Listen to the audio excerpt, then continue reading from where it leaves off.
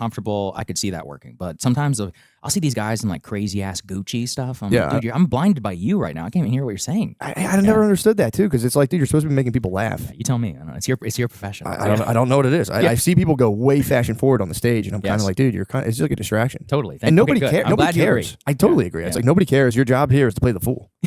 Like you're trying to dress like a cool guy. It's like I think it detracts. I'm with you, man. I think it detracts. If I ever wear anything that is remotely eye catching, I'll think about it on stage the entire time. Really? I can't. Yeah, it took me forever to. This is my Oura ring. It's just for tracking my biometrics. Took me forever. I would meet every person I met. I'd be like, I'm usually not a 2-ring guy. You're the only Oura ring person I know who's a guy. I know. It's well, they track their periods. I know. That's why every women I know is like they're obsessed with period tracking. So how does it feel to be a guy wearing an Oura ring? Well, what do you even get out of the Me and Nick Sex from 311. I'm not the only guy. The guy from 311 wears Oura ring too. Like. real men wear whoop straps. Whoop straps are cool. But here's the thing: sleeping with something on my wrist, I get it to track my sleep. Yeah, my sleep is way up. You sleep with it's just too clunky on my hand. It's too clunky on your hand. It's too clunky. I tried doing the Apple Watch sleep, and it's just I can't get with it. I'll tell you, when I got my wedding ring, it took me months to get used to this shit. Yeah. It's just, even now, I'm always like this. Yep. I noticed subconsciously. I'm twisted. I bang it on shit. I felt weird for the longest time, and then now if I don't have it on, I feel like a naked boy. Do you ever get terrified that you're gonna rip your finger off? I think about that all the time. How are you gonna rip your finger off? I don't know, like the trunk or something, like something will catch just exactly the right way. Oh, you're gonna come into it like that. Yeah, and your entire finger is gonna be completely ripped off. And if you rip your ring finger off, then it's on. You can do whatever you want. Just be like, bro, my bad. Hey, what do you even tell your wife? Put the ring on the nub. Yeah, it's like I lost my ring. You just cheat on her all the time because you don't have a ring finger. Like, babe, I don't have a ring finger. It's gone. Our vows are over. Yeah, if you lose that finger, you're a batch. You're a bachelor. Good. I like that. Wait, you remember those rules in the 2000s?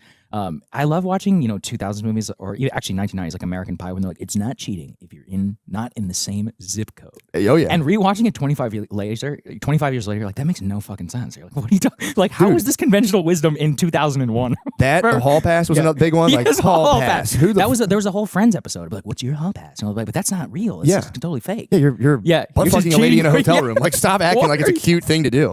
Yeah, I was literally just thinking about hall passes yesterday. I was like, they try to push that for a little bit. Like, it was a huge 2000s trope, as if all relationships functioned on, if you're not in separate area codes, you're not married or you're engaged. Hall passes were apparently and allegedly a thing. What else was there? Work wife was a huge thing. That shit pisses me off. Yeah, I don't like that stuff The at all. entire work wife concept is fucking weird, Yeah, I mean, I understand how it arises, but it's like, it's not your work wife. You're cheating on your wife. Exactly. You're having an emotional relationship. You are having an emotional affair. That's going to bleed over. Right. Yeah. Things were weird in the 90s. They were. Weird. And there was also in the 90s, it was like very in vogue. We talked about this before, but it was like very in vogue to like jailbait. The concept of like having sex with underage women was just like, yo, bro, jailbait. That's another big American Pie thing too. Yeah. I mean, man, they don't age well, but they are still hilarious. Dude, they're so funny. They should remake it. They should do it again. What was the last one? American Wedding? Is that what it? I lost track. American Pie, I saw that. That was like a huge thing to see when I was younger. I kind of jumped off that and Hangover. I didn't really follow The Hangover as well. So good. Comedies, they stopped making comedy movies. For but the whole reason I'm here is because Shane is filming Titus. I know. So now it's the emergence. It's re-emerging. Yeah. And that technically is a show. The comedy, the great American comedy, there was like the Farrelly brothers, all these people.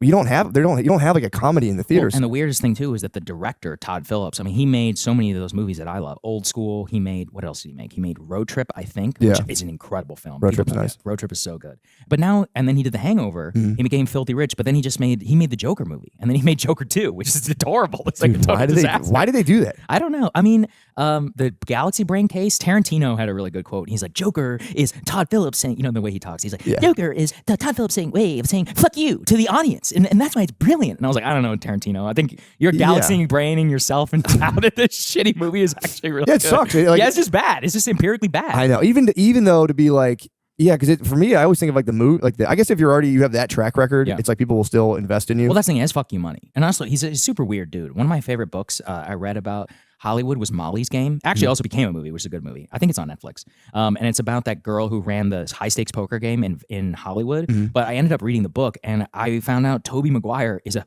complete and total psycho. So Toby, I had no idea. So Toby was part of the quote unquote pussy posse. He was pussy posse. So I knew that. But then I'm reading about these weird psychological mind games that he would play in the book. And at one point he had a quote where he's like, poker is not about winning. Poker is about destroying people's souls. And he would string people along and bring them, and get them into debt. And he was constantly charging this girl, the girl who ran the games, and he was fucking with her and her livelihood. And he would take the game. He's a multi-hundred millionaire or whatever. Yeah, right? And he's charging her for using his automatic shuffling, just weird power game shit, like true Hollywood. He's like an evil nerd. Yeah, he's like an evil nerd. Psycho. What the Reading fuck? that book, I was like, dude, you are an actual psychopath. Like, this Seabiscuit, he's the jockey. That's it's Spider-Man. That's all I know about this guy. I was like, oh man, this is. Well, he's probably so upset his weird. parents died when he was younger, and he had to become like superhero. Got bit by a spider. He's got that, and then the more I learned, and then Todd Phillips is in the book too. That's what made me think He's of it. nuts. Because, So he's this is all like weirdo. a biographer, basically, like digging into these people. She wrote the book. She was like my journey running this the is what high he was stakes doing. poker Got you, game. got you, got you. She was like the assistant to some rich Hollywood fuck, and he brought her to run the games. And then she got in with like Tobey Maguire. Apparently Leo came, and Toby got Leo to come. And Pussy Posse, yeah. Yeah, but Leo is also apparently like didn't talk to anybody and just put his headphones on the entire time while he was playing poker. Dude, I've heard a headphone story about Leo. I was gonna say so that's what reminded me of the other. Do you know the Leo song? story. Do you know the song he listens to? No, what is it? Oh, dude, it's fuck. Time to Pretend. He listens to Time to Pretend while like someone who's wearing like basically extremely this. young women. I mean, I don't get it. I mean, Time to Pretend, dude. She's 27. It's Time to Pretend she's 27, yeah, but she's no younger. What's the? I'm saying she's 18. He's 25. pretending. Oh, that's right. He's trying to pretend that she's 18. He's trying to pretend she's 27, but she is 18. The whole thing is very strange. The Leo thing, I don't get it. I love Leo. He's such an incredible actor. He's fantastic. got great instincts. He's actually a very, very smart guy. But yeah, his personal life, it's weird. I think we need to call a spade a spade. It is, and it's also one of those things where I think Bill Maher is like another avowed kind of like, yeah, I fucked 19-year-olds. I'm 65, and he's like, no, he's older than that. I think he's like 67, bro. Jesus He might be pushing 70 actually. Really? Yeah. Yeah, and it's another one where it's like, yeah, it is weird. It is definitely weird, dude, because just the mental difference is crazy. Yeah, I mean, we're talking like statistical, like think about how many standard deviations away you are. It's like a vampire. That it's like you're an immortal vampire at that point. You're 70 talking to an 18-year-old. 18-year-old girl. Yeah. You're kind of babysitting her. Absolutely, you are. There's no question. I don't know, man. And if it's like, dude, like you could be like, I can make a geometric case for their breasts. It's like, all right, dude, well. Like, dude, just stop being such a pervert. Go jack off, dude. You don't have to date an 18-year-old. Just go jerk off. You don't have to like try to make it a lifestyle. See, movement. I love this because this is a very just natural way of us like, bringing ourselves to being like, yeah, there's actually really something about you should just get married, bro. Like, just get married. Be normal. Being normal is good. It's actually a good thing. People who aren't normal are fucking weirdos. And I mean, you and I are in a unique position where you actually probably eventually get to meet some of these famous people that you see, or you just hear little things that are not for the public, and you're like, oh yeah, there's a real cost to this, isn't there? You're like, and I'm like, I'm not really sure. I'm like, I don't want to fuck with this. This is not the way that I choose to live my life, and I don't really want to be associated with that. Dude, there comes a point where you're either involved in this, like, because you're absolutely right, because you get to like, they're like the rarefied air of like Hollywood and all this stuff, and it does turn into like a diabolical power game, and it's like we all have those instincts to participate in some level, but there are people who give their entire lives to like looking at another guy's car or being like, he got what project? Fucking motherfucker. Yeah, where's my 19-year-old girlfriend? I need to fucking eat her pussy right now to calm down. It's a real like weird consumerist, like idolatry of the self. Yes. And it's like everything that I've learned, in life is just like all of that is horrible and it's bad. Yeah. There's a good political, thing to this too. If you stay in Washington, the thing is, lots of people who are young come to Washington, 22, 23 years old, wide-eyed, bushy-tailed, all of that. Most people burn out by 27. So I'm like in my mid-30s now. And so I'm in the cohort, like we made it. Like the people who actually got the job, stayed in the lifestyle and all of that. But this is also, there's this cringe show, but How I Met Your Mother. And there's a very important concept that Barney lays out in that show where he's like relationships. And I think life is like this, have off ramps like an exit, where it's like relationships is like 1 year, 3 year, 5 year, 10 year, 25, something like that. And if you look statistically, he's not wrong. Yeah. In terms of like when divorces and breakups and all that stuff happen. But for like professional DC or honestly any career where it requires you to give fucking everything to it, but then you start to see one of the most important pieces of advice I got was like, look at where you are and then look at the guy who's 10 years in that same path. And I was in the White House briefing room, for example, and I was looking around. I'm like, wait a second. I'm like, I don't want to be any of you people. Yeah. I'm like, I need to get the fuck out of here. Yeah. I'm like, if we're on this track, I'm like, this is a bad track. We gotta get out. What was the White House briefing? Was that like when you sit and ask questions at like that's thing? where, well, I didn't even get to sit. I had to stand like a bitch in the corner.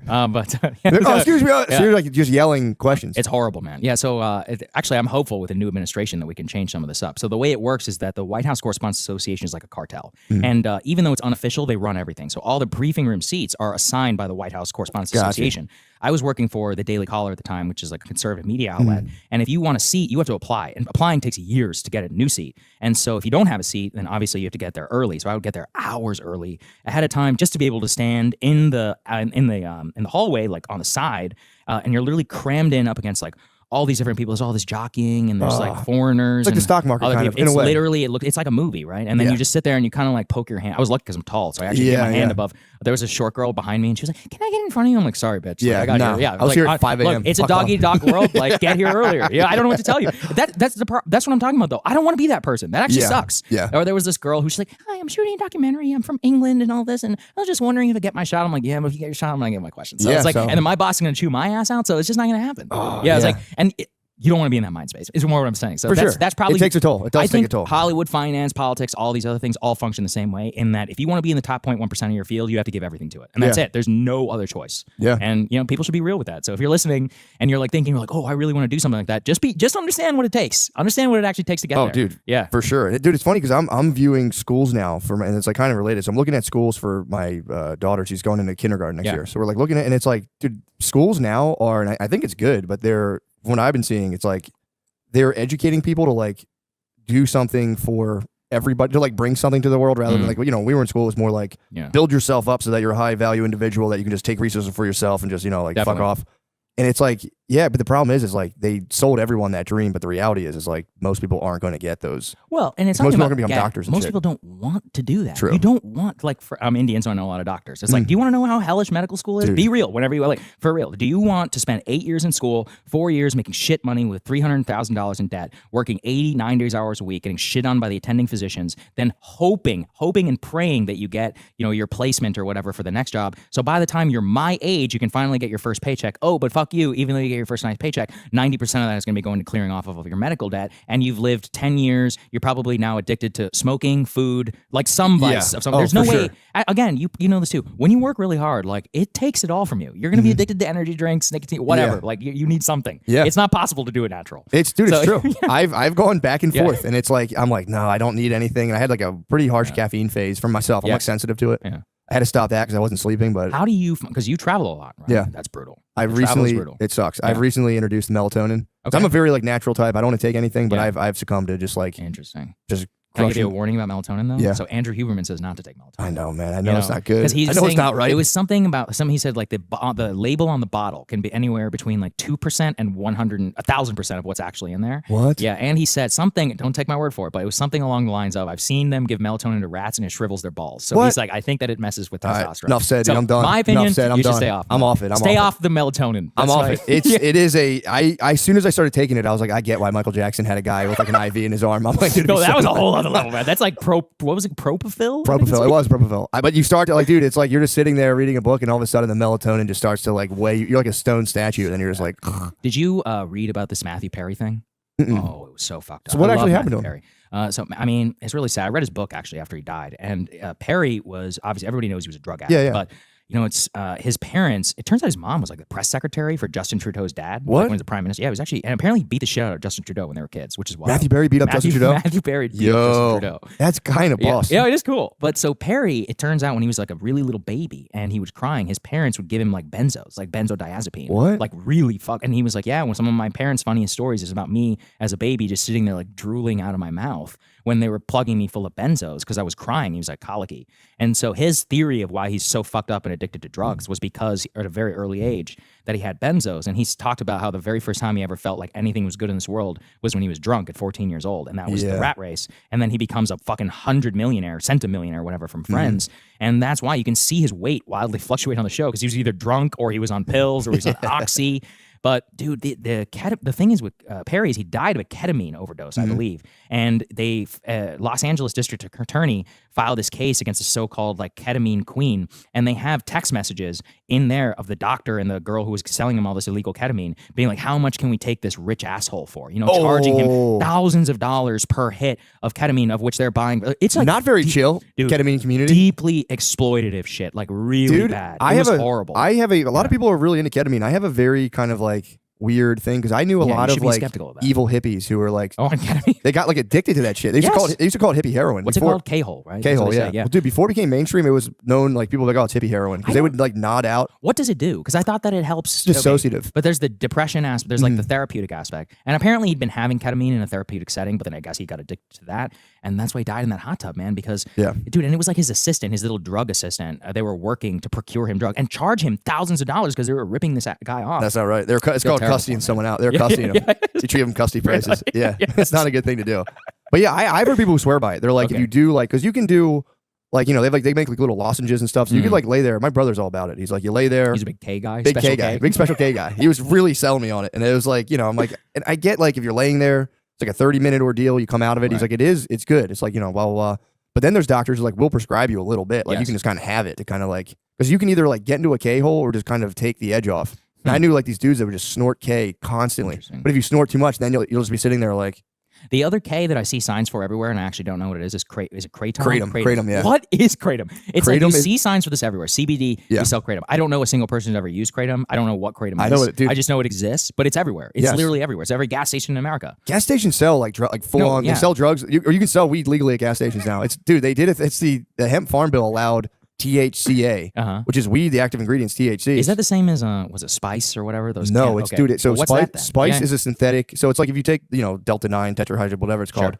There's the exact molecule that's illegal. Spice is like let's remove a couple carbon molecules and like a hydrogen, and now it's like very similar, but it's legal because it's not technically the same stuff. It's like an analog or whatever you want to call it. Sure. So what kratom is, well, with the THCA stuff, it's like weed picked off the plant is THCA because there's a carbon molecule. That's why if you have to make brownies, you have to heat the weed up to decarboxylate it.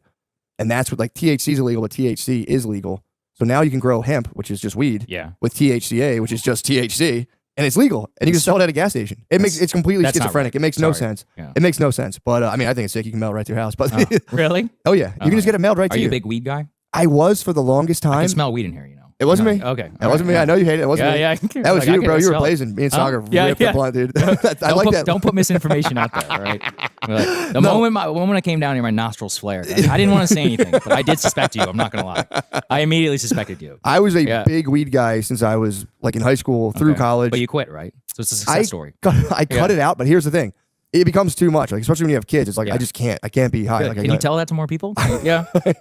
Some people claim, but like for me personally, it's like having like a weird panic attack at a playground. Yeah. Not serving your family. That sounds horrible. Like, oh fuck, dude, that's got to be brave for my daughter. But everybody says it's chill. No, it's chill, dude. It's totally chill. Dude, the thing is, the weed's different. The weed is so strong. I know. Now. Thank you. Please continue. It's a different stuff, dude. Yeah. I've literally I was selling weed from 2008 up until. Whatever, pretty embarrassing recently, but the whatever. I don't even remember. Call 911. I'm gonna call Philly PD. Maybe 2009. Is weed legal in Philly? I knew a guy who got it's medical. Okay. I knew a guy who got caught with coke outside of the Delaware County.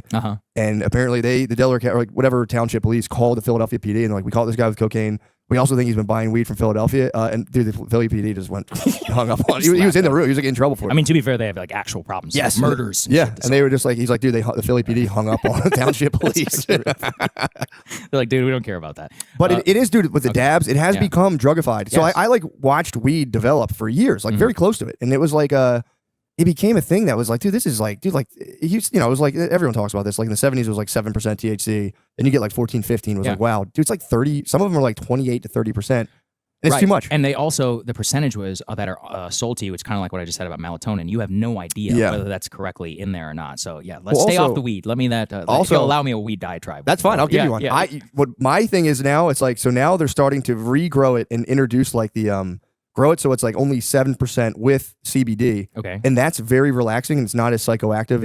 It really can like make you, it's like the founding father weed. That's like the hemp George Washington smoked. Oh, is it? Okay. It's very chill. You're not like, you might get like, Well, he was doing opium too. Do you think people was he doing opium? Of course, they all were doing opium back then. That's how painkillers happen. Yeah. True, I guess. That's the forbidden part of the 1900s and nobody ever talks about. The shocking number of opium and cocaine addicts that were up until like the 1920s.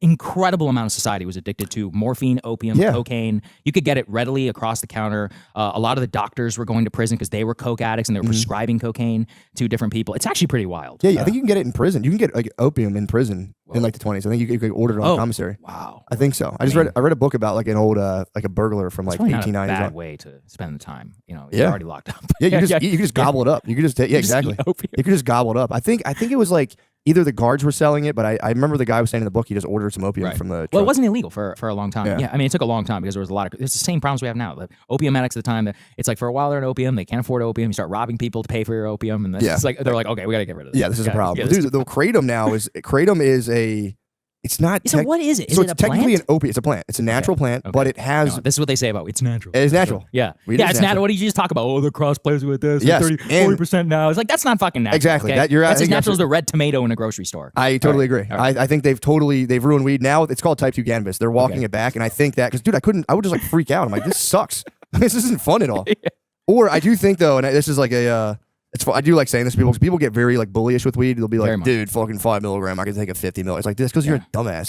You don't have anything going on in your brain. So it's like you've actually cooked so much of your IQ off that you no longer have the IQ to understand. No, I'm saying naturally they're a dumbass. They've always been people who can do like 200 milligram edibles. It's like, yeah, because you're a fucking dumbass. You don't have anything going on in your mind. You're just sitting there like, you're like like a dog gets a brownie. You're just kind of like, or you metabolize it differently. I don't know. Okay. Yeah. But dude, to kratom, they do snag people with the natural stuff, but it's like it mimics opiates. So people use it to get off of like, you could be sick from like methadone? Heroin if it was a plant. But it also is different. Like if you take a little bit, it's energizing. But if you take a lot, it's like you ate like 4 Percocets. I don't get it, man. Dude, and people get addicted to it, man. No, I do know that. That's why I brought it up, because there is a lot of this weird stuff that like kratom, obviously weed now with the mass legalization, and nobody ever talks about. You know, if you look at the weed graph, like over 20% of weed users are using it on a multi-daily basis. Yeah. So that is like, imagine if 20% of people who drank alcohol drank like straight liquor all day, every day. That's not even close. What is the percentage of people who drink alcohol daily? Who are daily drinkers? I think it's like 7 to 8%. And actually, by the way, I'm not putting alcohol off the. For sure. Yeah, it's really bad. People who are alcoholics, it ruins your life. It will kill you early. There's all this stuff. And actually, weed and alcohol, almost all vices actually have the same effect, where between like it's like the Pareto principle, where 20% can be responsible for 80%. And so 20% of weed users consume almost all of the weed because they're using it every single day, and it's extremely high THC and it's psychoactive. Anybody who knows anybody's ever owned a liquor store, it's like the vast majority of your sales are going to the same like alcoholics. Honestly, it's really sad. Yeah. And then gambling is the same way. Like a huge percentage of casino returnees, like, you know, people go to Vegas and they have fun, but like if you have ever spent time in a casino, like the people that come every single day are just like pissing their life. It makes you really sad. That's the saddest part. Like it's that so sad. is really sad. It's so when you see, especially the old people there, and you're like, damn, your kids stop talking to you. You've worked your whole life. Do you have sports gambling advertisers? Do you? Oh, big time, yeah. Oh, do you? Okay. You can talk whatever you want. Okay, all right. Well, then I'll say it. It's unfettered free speech. Well, you think I'm going to restrict speech? Sorry, DraftKings and FanDuel and all these other people. It's not those two. Okay, good. All right. Well, we've definitely had that before. Oh, have you? Say whatever you want. Okay. All right. Yeah, I'm not worried about that. Well, I don't want to get you in trouble, but you know, can't get me in trouble. I have become totally convinced. But I don't put cards on the table. I actually like to go to the casino. I think casino gambling is really fun, but I think it's very important that I have to go to the casino to a physical location. The stats right now on sports gambling, it's just like weed, all vices, disaster. If you look at the amount of money that is being sucked out of people's pockets, it's horrible. So in September, in New Jersey alone, New Jersey bettors lost $200 million gambling online, in full online gambling. They lost $400 million. They were gambling on sports, and a total of $900 million in a single month of September, just if you include also the casinos. So you can see that almost half of the money that New Jersey bettors lost. By the way, Jersey's not that fucking big. So we just talked about $1 billion that got sucked out of the market. Crazy. People are addicted to sports gambling, man. It's terrible. And the other thing is, if I studied, I went and I read a little bit about how casinos operate, and casino profits, like the amount that they take, is called the hold, like on a game. And the hold for DraftKings, FanDuel, and all these others is way higher, because traditional gamblers in casinos, they'll bet the money line or they'll bet the spread. But these retards on sports gambling are buying and doing all these parlays that get algorithmically pushed. You have no fucking chance of winning your parlay. Okay? Yeah. Sorry, you're not going to win your parlay. Don't ask me. Check the stats and look at the profits for where all these people are coming from. So, dude, mass sports gambling has been a fucking disaster. Like, you've seen domestic violence has gone up in the places where it is. Bankruptcies are up. You're seeing a huge amount of credit card debt, 25% increase amongst the people where it is legal. And actually, I just read an article about Brazil yesterday, where basically it's a social transfer program where the government is cutting checks to working class people. Those people are gambling almost 40% of their paychecks away on a consistent basis. So it's like a mass wealth transfer that's happening right now. And I mean, sadly, because you can do it online, just imagine if you could take your phone out and there was an app on your phone where you could drink alcohol. Do you know how popular that app would be? Yeah. Imagine, or see naked girls. Well, that's a big one. We'll get to that next. We're gonna come next. This is gonna be the Killjoy podcast. No. But imagine if you could like suck marijuana from an app that was out of your phone. People would be addicted to that. That gambling is honestly worse. Well, it's than a double addiction, because the phone's addictive. Yes, and exactly. then you put addiction on top of an addictive device. So you have algorithm, you have phones, and you have money that is now at stake. Every single state where this has happened has been an absolute nightmare. And if all you have to do, the thing is that the gambling companies legally, they have to disclose all of this. So all you have to do is go and read their profit and loss statements and look how much of this is coming from the parlay bets. It's the vast majority of their profits, and yet you idiots keep signing up for it. And I get that it's fun, but it's not funny whenever your wife is like, "Hey, baby, can we buy these berries for our child?" And you're like, "Oh, I actually pissed it all away on a parlay last night." And now you have guys who are, you've seen this explosion, and people are like, "I'm gambling on women's softball or in Korea," and I'm like, "Bro, you have a problem." Yeah. You have a problem. That's always been people like that's degenerate behavior. Like the Little League World Series, like you're a degenerate. You're a degenerate. Yeah. You are a degen, bro. And this is my case. I think gambling should be legal. But it should only be in casinos, because one of my favorite parts about going to the casino is you meet the characters, right? You go to the craps table and you see a guy who hasn't showered in 3 days and has got his colostomy bag on. And by the way, he will teach you how to roll the dice. And so shout out to that man for showing me how to do it. But seeing him, I'm like, I don't ever want to be even in the same like universe of like whatever this dude is. But you can't see that when you're on the couch. You don't understand. You're the sucker. Last thing on this that I found out from Nate Silver's book is that if you are any good at sports gambling, you're banned. And so that's kind of fucked up. So if you win consistently on DraftKings or on FanDuel, they will cap your bet size to like $2. They're like, "Oh, you're allowed to bet $2.14." That's bullshit. Yes, but you know why? And then people are like, "I'm actually really good at sports gambling." I'm like, "Oh, how you been on the app?" They're like, 3 years. I'm like, "You're not any good at sports gambling." I'm like, "It would have banned your ass." Yeah, that's everyone. No, I'm like breaking even basically. Right, and it's like, fucking that. It's like, well, first of all, you need to win 52% of your bets just to beat the house, because 2% is the vig that goes to the house. Yeah. But then over that, it's like look, you're not winning. If you're still gambling consistently on the apps, you have not won, and you're the sucker. That's just what they should do. An easy amendment to this that wouldn't be such a money suck is that when you lose your gambling money, it's held from you for 6 months. They get to make money on the interest, and then they send it back to you. So you're that like, would be nice, but you're momentarily penalized. I just read in New York. I mean, why would they do that? They would be like, "Fuck you, we're keeping all. How about we keep all of it and make interest?" These guys are making the biggest killing in the planet, and like the best part is all the states are doing it too because they want the money. But the thing is, look, they're going to pay for it because it's one of those where you're getting this fake tax revenue. But when you have to come and send cops to Johnny's house because he went fucking broke and he beat up his wife or his girlfriend or whatever, you're paying for that. He's blowing off some steam. Right. Parlay goes down. He's going to house one of those plastic bottles of whiskey from Costco. Yeah. And we all know what happens next. It is weird that when jobs are scarce, like people just end up beating up girls. Like if there's not good stuff going on, people are like, "Well, I guess I have to beat up a girl now." It happens across like every culture. It's every culture. Actually, a lot of people got mad at me on the show because I was talking about, it was during one of our immigration debates. I think you talked about it a little bit actually on your show.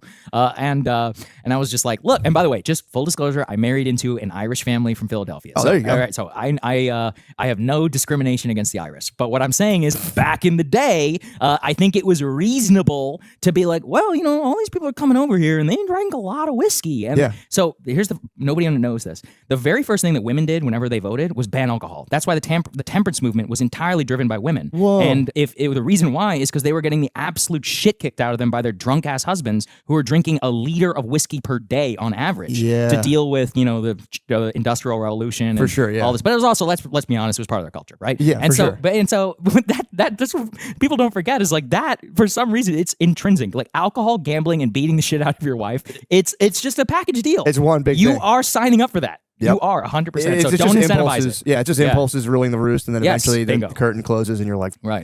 Yeah, well, really what I think it is just somebody for the first time is showing the reality of what you've done, where you can rationalize your parlays away, you can rationalize all this, but the very first time, like I just said, we're like, hey, can we pay to go see, I don't know, like I want to go see my mom next week or whatever. Can I get a flight? They're like, no, we literally don't have any money. Yeah, the ultimate being like, I told you the Chiefs weren't going to kick a field goal. And you're like, shut the fuck up. You didn't know that. Yeah. Well, it is funny. There is a huge, because, I'm all like Irish Catholic out, and it's like, like seeing someone fall at a wedding, I'm like, meh. It's like it's so normal, and like my wife would like cry. She's like, "That's not right." And I'm like, "That's so sad." I'm like, dude, my in-laws and their family are not like people that. fall at weddings. It is what it is. I did see a really funny tweet. And like, I left Dublin and I moved. I forget where they moved, like somewhere in South America or something. And they're like, and what I thought was we were all having a good time. It turns out we were just crippling alcoholics. Yeah, like family beach trips were just like adults hammered for 7 days, and I'd just be like, all right. Then the kids would get hammered. They would pass out. East Coast beach culture is weird. Oh, it's crazy. I'll tell you this. It's crazy. I had no exposure to it because I grew up here. But yeah, I went to Rehoboth, which is like the nice beach, right? But even then, I'm like, man, these ladies are hammering Tito's at like 9 a.m. in the morning. Oh, yeah. I'm like, there's some crazy shit going down. East Coast beach culture is like it's like quiet. That's not like as like cool like Margaritaville. It's just people just quietly degen. My uncles would be like, they would all joke. They'd be like, oh man, who's gonna crack the first one? They'd be like, I don't give a shit, I'll do it. And you just crack a Coors Light. Now they don't let you drink on the beaches like that. Really? Yeah, they're taking a lot of people doing it. Well, in the they're doing it in the solo cups. That's what I'm saying. Okay. They used to, and they'll still come around and police you. I grew up going to Sea Isle, and it was just beers, whatever. Really?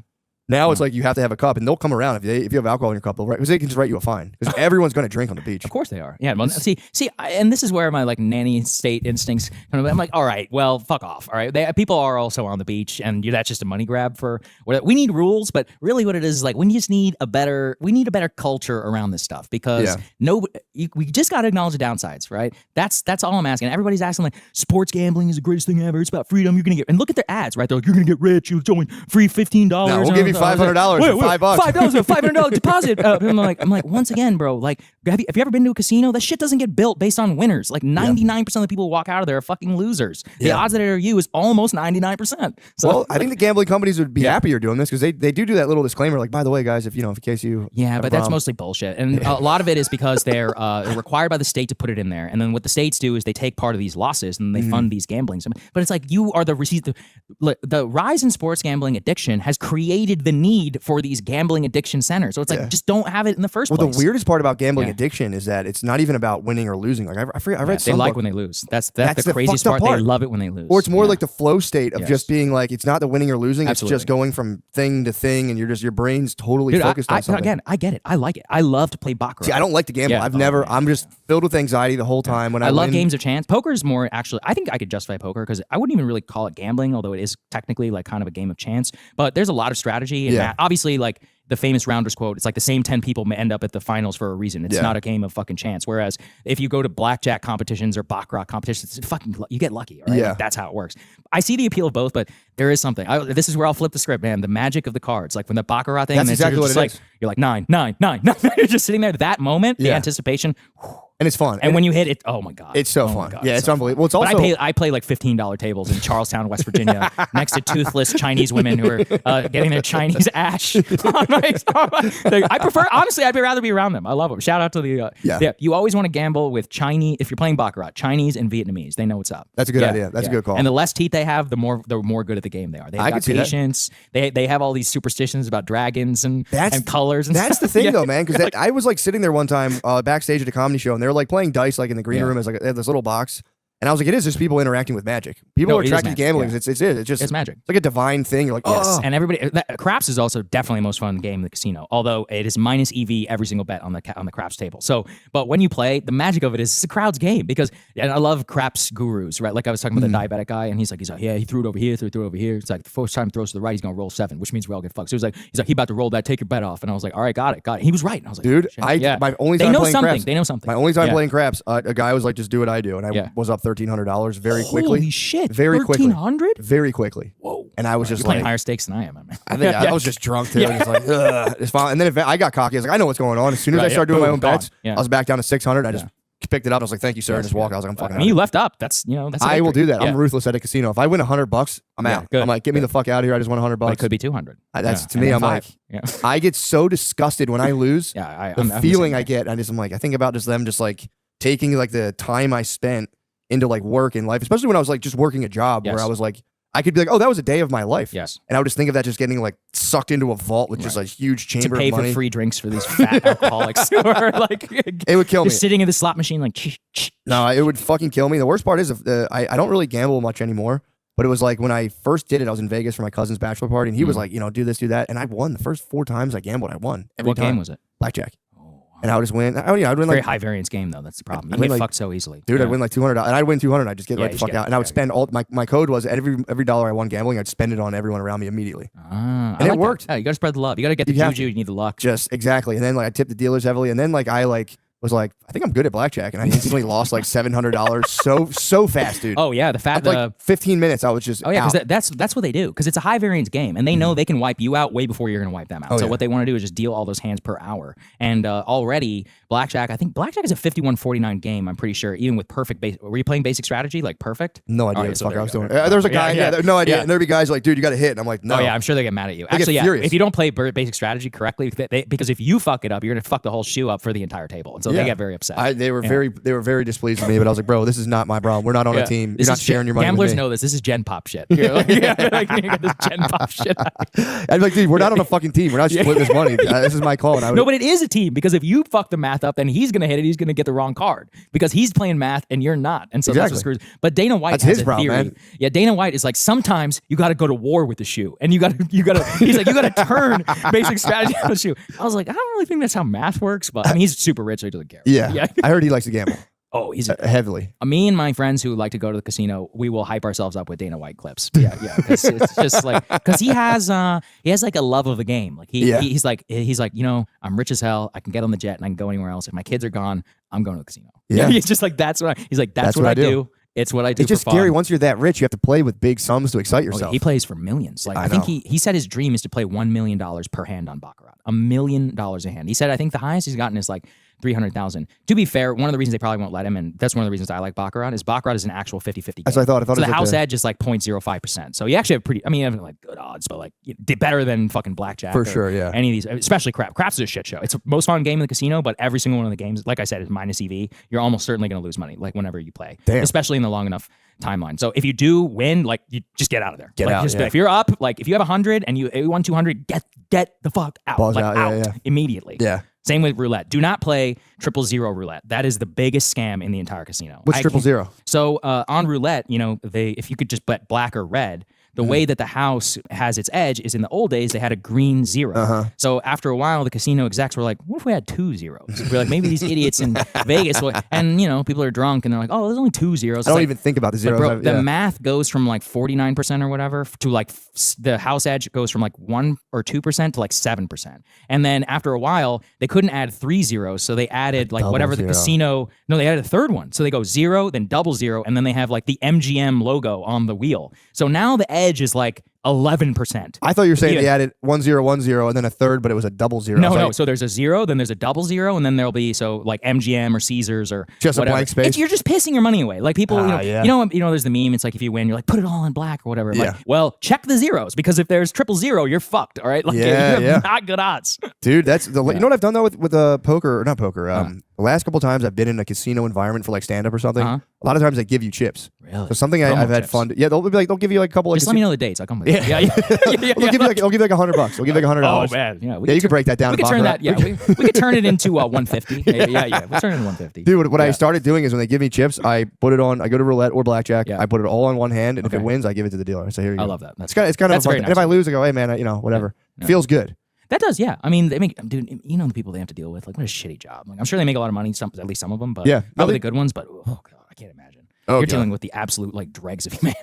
Especially like at their worst, like fucking up and like being like, I hate that too when people get mad at the dealers and they're like, it's your fault. Like, you're not, I know that guy sucks. I'm just like, dude, fuck you. But then you also don't really want to do anything because you're like, this guy's kind of crazy. So I'm not gonna be a whole white knight. Like, you put your hands on maybe, but like up until that, you're like, I'm just like, can we get security over here? Yeah, dude, it's I've never got bit by the gambling bug, man. That's good. I tried to be a bookie for a while. Whoa. I tried, and it was just like, yeah, but where were you getting your lines from? It was like my friend knew another. It was like a sub bookie thing where I was like sending them kind of just bets basically, but it was my job to like collect them all. Really? It was just my friends. It was just my friends, and then but what about when they don't pay? So here's what happened. They were like, I don't watch sports like that, so I didn't know what the fuck was going on. So they would just, if they lost, they would call they would just leave me voicemails all weekend, being like, put another one, and they just kept doubling down, and then eventually like some of my friends owed me money. And I just got to the point where I was like, I'm not taking your money for this. And I just like told the guy, I was like, I'm not doing this anymore. I just felt bad. Like if you like sell something to somebody, that's like, yes, you gave me that, but to be like, yo, the Bears lost, you owe me $250. I was like, and you actually have to collect it too. Yeah, and I was like, I don't want to do. Yeah, exactly. That's the big thing, man. I don't know. Yeah, I mean, East Coast sports gambling culture has always been there. I don't know. I mean, I grew up here. I don't remember thinking or hearing like other parents. I guess I grew up in a Bible Belt area, so they wouldn't be doing it. But I don't remember a lot of money changing hands on college football. But now these days, college football is actually even more where the action is. I could see because that, it's like there's the mismatches or whatever. There's like underdogs, and for somebody who hates gambling, I know way too much about gambling. It's a love-hate relationship.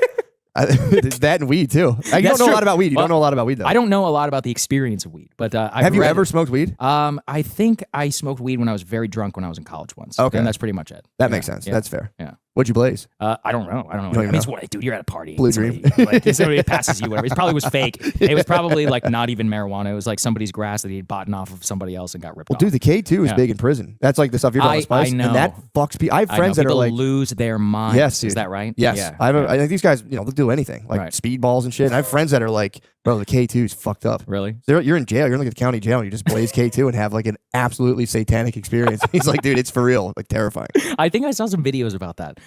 For some reason, my YouTube feed has been pushing me a lot of prison content. It's good. And It's good. you can go down a serious rabbit hole of prison tube. Shout out to Johnny Mitchell, by the way, the Connect. You should have him on your show. Actually. What do you do? He's a comedian. He's like 6'7", but he does this show called The Connect, where he interviews. When he went to jail as a weed dealer, and he interviews like other people who were drug dealers, and then also talks about their prison experience. So I actually did a show. He's an interesting. He actually likes politics. That's why we talked a little bit. But some of his content is really good, dude. It's the best. He interviews like high level drug kingpins. Yeah, and he'll be like, tell me about the story, but then also like, what was it like to be in federal prison or whatever. Yeah.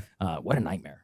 Dude, I just finished a book about an LSD dealer who got caught in the early 90s. So he got sentenced for like 20 years. Whoa. He never even got caught with acid. It was just all, he was doing Western. It was conspiracy. Yeah, exactly. Got a conspiracy charge, 20 years. And it was he was in jail during the race riot, like the crack laws. Sure. And he had a altercation with a lieutenant, like one of the guards. And he was a white guy. And when the crack riots happened, it was just black inmates having riots or doing riots, and the lieutenant was like he incited the riot. Sent him to fucking Marion, which is like a super max, and he had to do like I think like 3 years in Marion.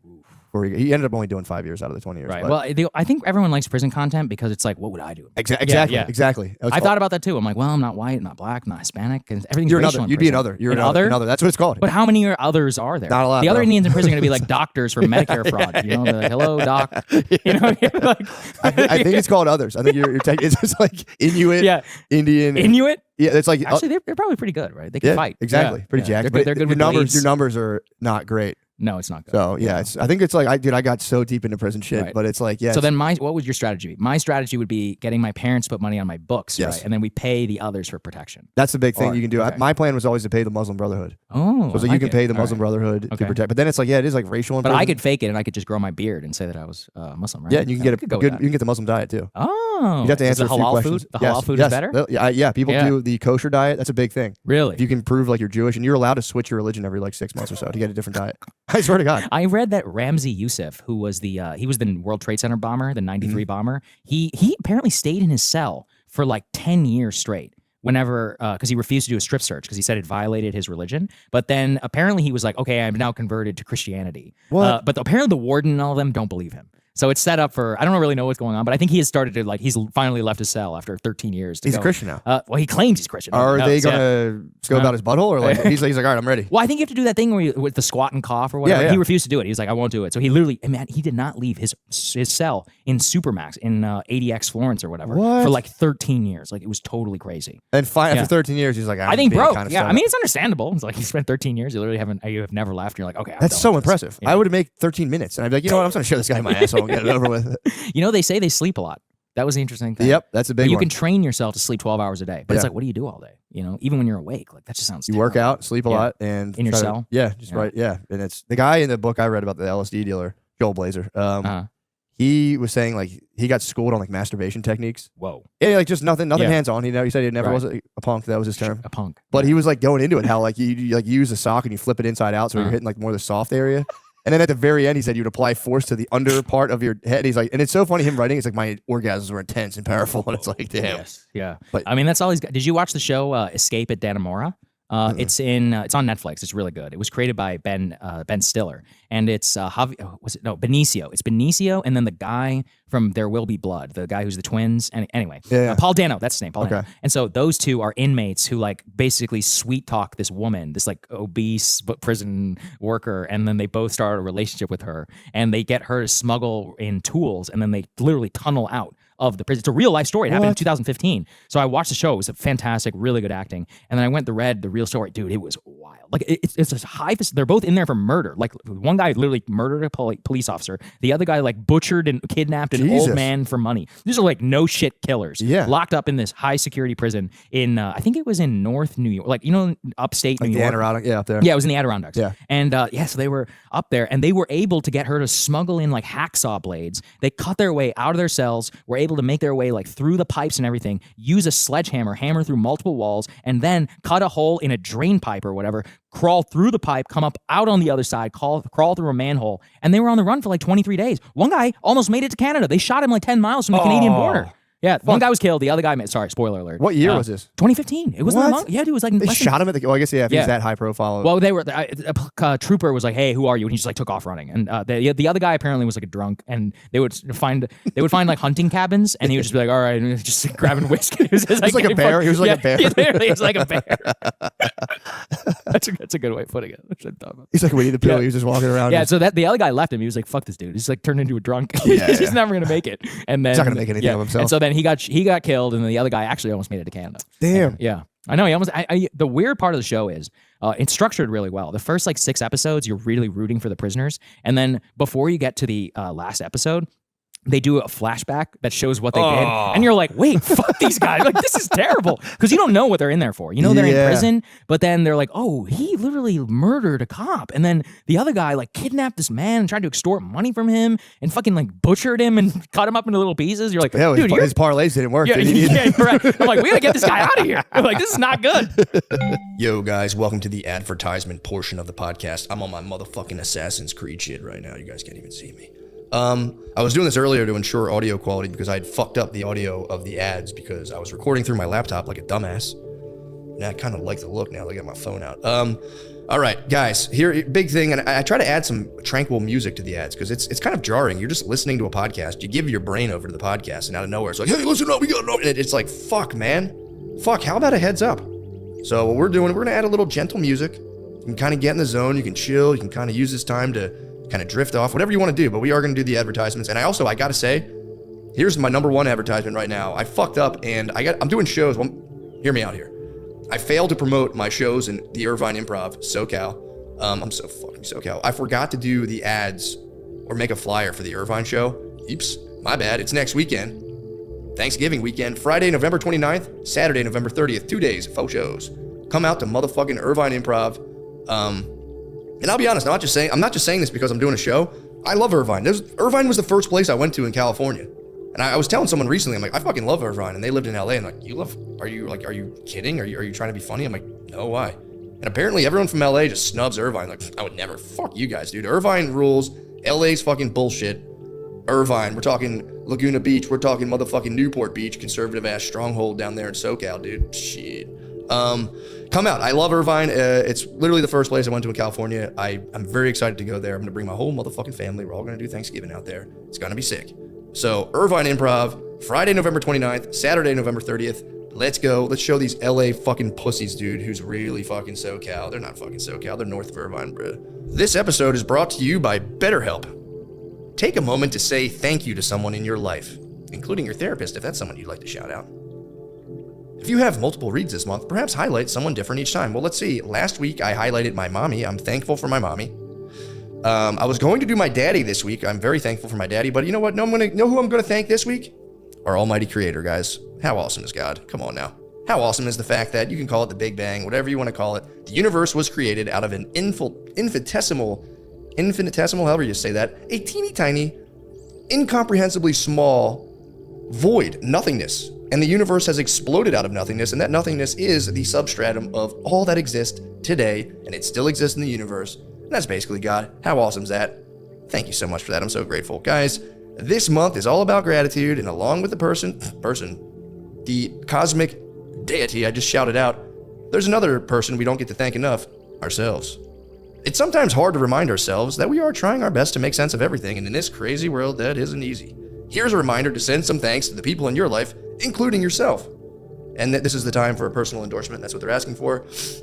Yeah, I think, therapy is good. You gotta do something, man. You gotta get outside of your ego. That's the thing that's keeping you in, your egoic struggles of just, I want more, I'm not enough, blah, blah, fucking blah. And therapy is one conduit to escape yourself and to try to forge a better life. Or you can just become one with your creator. If you're thinking of starting therapy, give BetterHelp a try. It's entirely online, designed to be convenient, flexible, and suited to your schedule. Just fill out a brief questionnaire to get matched with a licensed therapist and switch therapist at any time for no additional charge. Let the gratitude flow with BetterHelp. Visit BetterHelp.com/MSSP today to get 10% off your first month. That's BetterHelp, HELP.com/MSSP. PrizePicks is the best place to get real money sports action. That's right. With over 10 million members and billions of dollars in awarded winnings, PrizePicks has made daily fantasy sports accessible to all. You just pick more or less on at least 2 or more players for a shot to win up to 100 times your cash. Run your game all season long on PrizePicks. Guys, PrizePicks is the only real money daily fantasy platform with an injury insurance policy, so your lineup stays in play even if one of your players gets injured. If your player leaves in the first half for whatever reason and doesn't return, PrizePicks keeps your lineup live. Sign up today to get $50 instantly when you play $5. You don't even need to win to receive the $50 bonus. What? It's guaranteed. Think Justin Jefferson will get more than 83.5 yards next week? It's a pretty good guess. Lamar Jackson will pass more than 1.5 TDs. Oh man, cook up hot takes with your friends and win real money this football season when you and your crew run your game on PrizePicks. What's better than you and your crew do just cooking up hot takes and running your game on PrizePicks? Download the PrizePicks app today and use code DRENCHED to get $50 instantly after you play your first $5 lineup. That's code DRENCHED on the PrizePicks app to get $50 instantly after you play your first $5 lineup. PrizePicks, run your game. Lucy is made for your nicotine routine and delivered straight to your door. They don't deliver it to your window or just kick it onto your lawn. Guess where they bring it? To your door. It's amazing. Guys, it's 100% pure nicotine and always tobacco-free. Lucy isn't like every other nicotine pouch company that's owned by Big Tobacco. They're like the mom and pop shop of pouches. Have you ever heard about breakers?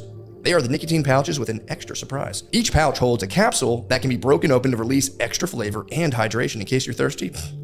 Break a pouch. If you know your pouches, you know that the nicotine doesn't hit in immediately, and neither does the flavor. The geniuses at Lucy came up with a brilliant way to fix both those problems. They put a mini liquid capsule inside each breaker's pouch. And I haven't tried the breaker's pouch, but I'll be honest, Josh Cabaza, one of our producers, Josh is one of my favorite people. He is the absolute fucking man, by the way. Josh he tried a breaker pouch on this very episode, while he was recording it. And Sagar gave him one. He had one as well. And Josh was raving about it. I forgot all about it. He was like, dude, that shit was fucking awesome, by the way. He liked it. So I can't give you a personal endorsement. I haven't tried it, but Josh has tried it and I trust his word. And he loved the liquid surprise. Let me tell you guys, he said it perked him right up. Guys, let's level up your nicotine routine with Lucy. Go to lucy.co/drenched and use promo code DRENCHED to get 20% off your first order. Lucy has a 30-day refund policy if you change your mind. Again, that's lucy.co and use code DRENCHED to get 20% off. And here comes the fine print. The Lucy products are only for adults of legal age, and every order is age verified. Warning, this product contains nicotine. Nicotine is an addictive chemical. Yes. You know what we all need to get more of? Off our ass. With bold flavors and a refreshing citrus kick, Mountain Dew will get you off your ass and have you feeling like you're on an actual mountain. A mountain where the weather is always perfect, your friends are ready to hang, and a day of epic proportion awaits. They gotta fire the guy who wrote that fucking piece of shit paragraph. Guys, but guess what doesn't suck? Look how fucking blue that is. What is this, voltage? Look at this. Look at that shit, dude. You can put this in a Windex bottle and go, it's like, no, I'm just drinking voltage, everybody. Don't squirt it right in your mouth. Look at this motherfucker's crazy. And you go, maybe I fucking am. Let's get off our ass together, brother, and hang on the perfect mountain. A day where epic proportion awaits. That's what I like. That's the kind of fun times I like to have with my friends, guys. When we all drink our voltage and our Baja Blast, you know what game we play? You know what fun and competitive social activity we engage in that I'd like to talk to you guys about? Let me tell you guys, man, look, when we drink regular Mountain Dew, I told you already, we wrestle. When we drink the fucking blue ass, look how fucking blue this shit is. When we drink this, oh my God, dude, we play a secret game. Me and my friends, we play a secret game in which, how do I say, we all take our turn doing something fun. And the last person to, dare I say, arrive at the party has to chug the voltage full of, you know what the fuck I'm saying. You guys don't even know what's going on there. Voltage Mountain Dew. What the hell is I? Sorry guys, I blacked out. I don't even know what the hell I was talking about. Guys, the mountain is calling. You should answer. Grab your friends. Grab an ice cold Mountain Dew wherever refreshing beverages are sold and do the do. Yeah, the prison culture shit is like fascinating, man. Absolutely. I've wanted. I like almost. I'm glad I've You never wanna went, go. but I kind of was like, damn. I kind of wish like How much weight were you moving then when you were selling marijuana? decent amount. Like Pounds? yeah, Whoa. yeah. So you Like, could have gone. You actually could have gone. I could have went to jail. In Philly, it was Yeah. like you could have 5 pounds and you wouldn't really. You would like get locked up, but you wouldn't do like a sentence at Okay. a certain point. But Uh. that's what I've heard. But like before though, like in the like the 2000s, it started getting more lax. Right. By the end of it, nobody was going to jail for weed. Even like the cops would find a half pound of weed on you and They just just like, don't care. Jesus Christ, and just take it and make the fuck out of here. How does it all work though? Like in terms, not the cost. So were you selling to other dealers because you had enough? Yeah, Okay. eventually it was like I would Right. do both. You would get like Yeah. like the way it would work is you'd have to like. I remember I like saved all my money so hard, and I eventually saved up $1,600, and I bought a half pound, and then I Okay. got to like actually make money off of it. Yeah. And then eventually I started. You just get it fronted to you. You like find somebody that would front me like 30 pounds of weed. Yeah, that is the interesting thing I read from Johnny's podcast. Is like there's a lot of consignment, A lot of in consignment. the drug business, And then double consignment. I would get something fronted and double consign it to other people, and then you have to kind But of what like, if he doesn't pay you, and then you got to pay the guy? you tell them, hey man, if I'm falling on tough times. That- Did you, that's the thing. It's like yeah. you're never supposed to meet that person, like the top level person, Yeah. because they want to keep like an air of like, because they're gonna tell the guy like, yo, Right. tell him I'm fucking murderer. But I met the guy. Really? It was it wasn't. Were you ever physically threatened? Did you ever see weapons? I got robbed at gunpoint. Yeah. Really? Oh yeah. What was that like? What happened? It was surreal. It was Yeah. like so. I got threatened with a club one time. That was embarrassing. I gave in to the club just outside. This guy was like, "I want to fucking hit you with this," and I was like, "All Like right, what dude." kind of club? Like a handmade Like a club? or wooden, just a fucking like a 1920s police officer baton, dude." He was like, but I was in West Philly, like trying to yeah, buy you did, Percocets. you did the right thing. Yeah, and there was like yeah. 7 guys around me, and I was like, "Seriously, guys, where are my Percocets?" And they were like, "Dude, we'll fucking bash your brains in." And I was like, "All right, you guys can keep the $200. You win this round." But yeah, it was that, and then I had a guy one time. He got robbed and blamed it on me. I think he just took my money, but he came out like we were in an apartment. He was like, "Something's got to," he like cocked a gun and walked towards me, and I was like, "Oh shit!" That time it was just like everything just goes super slow. I remember it being like very slow, terrified too. People were like, "Dude, if someone pulled a gun on me, I'd fight." It's like No.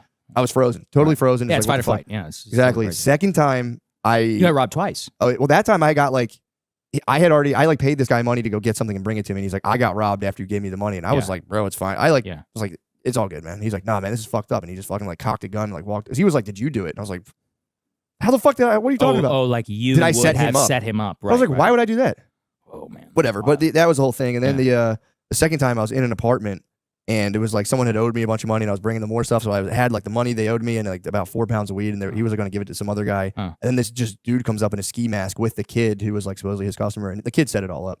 But that one I was like, I remember everything slowed down again, but I was able to read their faces. And the kid I knew was very much afraid. And the other kid, I was like, he's pretending to be afraid. Ah. And then once the guy with the ski mask left with all the money and stuff, I was like, you did that. Did you beat him up? I started choking him Good. pretty badly. Yeah, And then yeah. the kid I knew was like, stop. Because I was in like a blind rage. I was, Yeah. you're almost, you have like a gun in your face. You're terrified. That's horrifying. And I was yeah. just fucking just holding this kid's neck. Like, I know you fucking did that. And the kid's like, stop. And like, thank God. I was like, okay. Yeah. You know, but I don't think, I wasn't like violent like that though. I was never, that was the only time. It was like almost all my money. That's crazy, man. Yeah, it was pretty How did you fucked get up. out of this? What got you out of it? 'Cause This you were on podcast, Percocets? this Really? Is that podcast. really? I wasn't on Yeah. Percocets. I was selling Okay. them. I never, Oh, I you were was, selling Percocets. I'm not a vice, I was never Okay. like a vice-ridden man. Got it. Porn obviously So you were was a my true downfall. direct. You were a true leech on society. I was, Yeah, absolutely. yeah. I had no, You honestly should have gone to prison. I'm not gonna lie. I- I think you owe 3 years of your life to the state. I think Yeah. I should Yeah, actually. yeah. But now I do service through high-paid That's true. podcasts. Yeah, that's right. You're doing a service. But I do, I honestly, it's not like a sexy tale because, yeah, usually you have the redemptive arc of like, I got caught. But Right. I was pretty principled. Like, I remember, like, I was like, pills are evil. I didn't know anything about them. I'm like, oh, these are very addictive. Coke, I was like, this stuff's no good either. But weed, there was a thing where it was like, this is good for people. Because I was smoking so much of it. I was like, weed is good for people. I was like, people need weed. It's good for you. I thought it was good for me. You know, Okay. I was obviously killing it in life. Yeah, Just, yeah, like, you were. fighting, That's fighting right. people Yeah, for yeah. Percocets in People West need to be Philly. more like you. You know, like if you smoke weed, you can also end up in West Philadelphia with a club in your face. That's That what was for marijuana pills. will That get was you. for pills. Okay, That was for pills. But you were high Weed at the was time. chill. But you were high I at was the time. high forever. There you go. I remember I tried to start a policy with every customer I would smoke a blunt with them, and I ended up smoking like 9 blunts, and it was just How do you even completely- function? I didn't. I wasn't functioning. Oh, so do you still smoke a lot? You said no. No. Right? Okay, now so- it's like very. I honestly try to. There was a big impulsive element of it, but now I've been trying to do it where I've tried to do this for years, where like I almost like incorporate it into a meditation practice. But then you get into it, you're like, well, why do I even need that if I Right. meditate? You know. Right. So that was kind of like, well, so now it's like special occasions. How much better did your sleep get?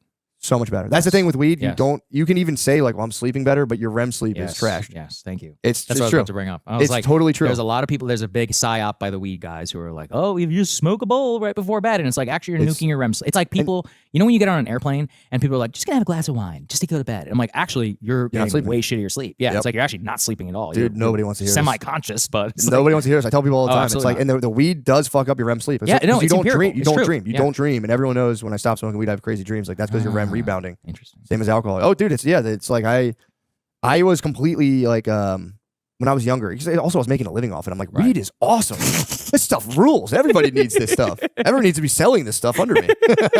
That's what happens with heroin, though. Heroin, if you're using heroin, you try to convince people to do heroin because you want to start selling it to them, so then you don't have to pay. Really, that's kind of yes, it's very, very evil. And you're like want to inject them too. Yeah, I remember someone explained that to me, and I was like, someone offered for me to sell heroin. I said no.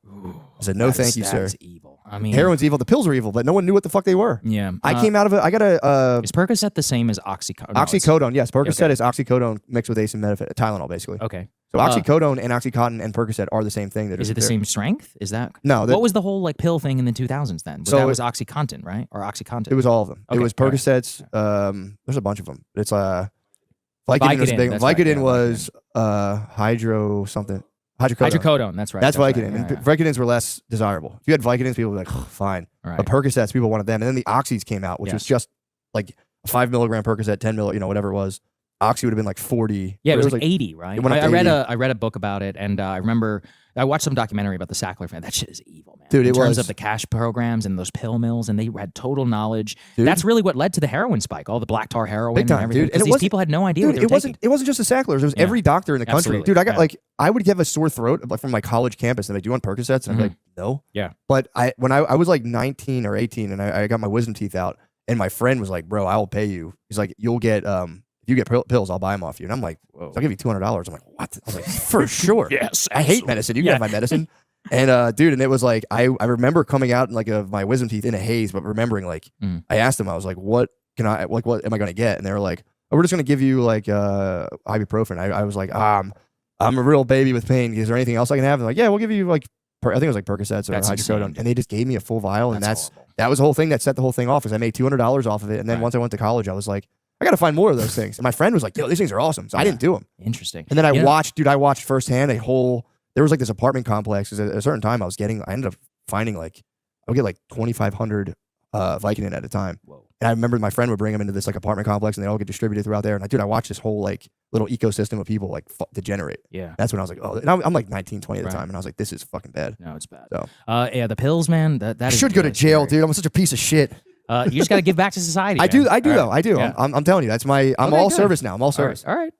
I'm wildly overpaid, but I'm a wildly overpaid servant. That's all, dude. For real though, the thing is like, this is why I like I've been researching the world religions a lot. There's a really good book called The World's Religions by Houston Smith, and he goes into like the connective tissue between like Hinduism, Christianity, Judaism, everything else, Islam, and I do like growing up in a Christian like environment. It was they don't sell it very well to young people. It's like, this sucks. It's like, it's just a bunch of shit you got to take on face value. I started researching Hinduism when I was like, it's a classic stoner move. Just be like so high and be like, oh, dude. There's nothing more annoying than white guys who are in Hinduism. I know. Then George Harrison and wannabes. Just like, fuck off. In India, they literally laugh at you. They're like, yeah, we'll take your money, but I know. Sure. Yeah. But it is a beautiful religion. Yes, it's a very, and it was like, for me, it gave me a concept of God from researching it from that angle. And I was like, oh, that kind of makes sense. Good. Yeah, that's great. But I like their relationship with pleasure, from what I've read, is like, it's not as, and correct me if I'm, it's not as like forbidden. It's like, yeah, if you want pleasure, go get it till you're tired of it. Or is it? Kind of. Well, it's hard to say, man, because, even calling Hinduism a religion, obviously it is a religion, but it is intrinsic to the land of India. And I'm really convinced of that. As in, like, the practice of Hinduism, like, you don't go on Sunday. You just have temples everywhere. People stop on their way and off from work, like at the end of the day, for special occasions, for little stuff, like you'll go and you'll ask a blessing. It's not in the Abrahamic faiths require like rigid practice, and this is much more like a part of daily life. So religion itself doesn't like say yes or no or whatever about, I don't know, pleasure, hard work, etc. It doesn't like prescribe rules, but the Indian culture definitely also plays like a huge part of it. So I'm not really convinced. That's why I think Buddhism is a religion. I think that actually is a religion, and that's one that can transpose into Western society or whatever.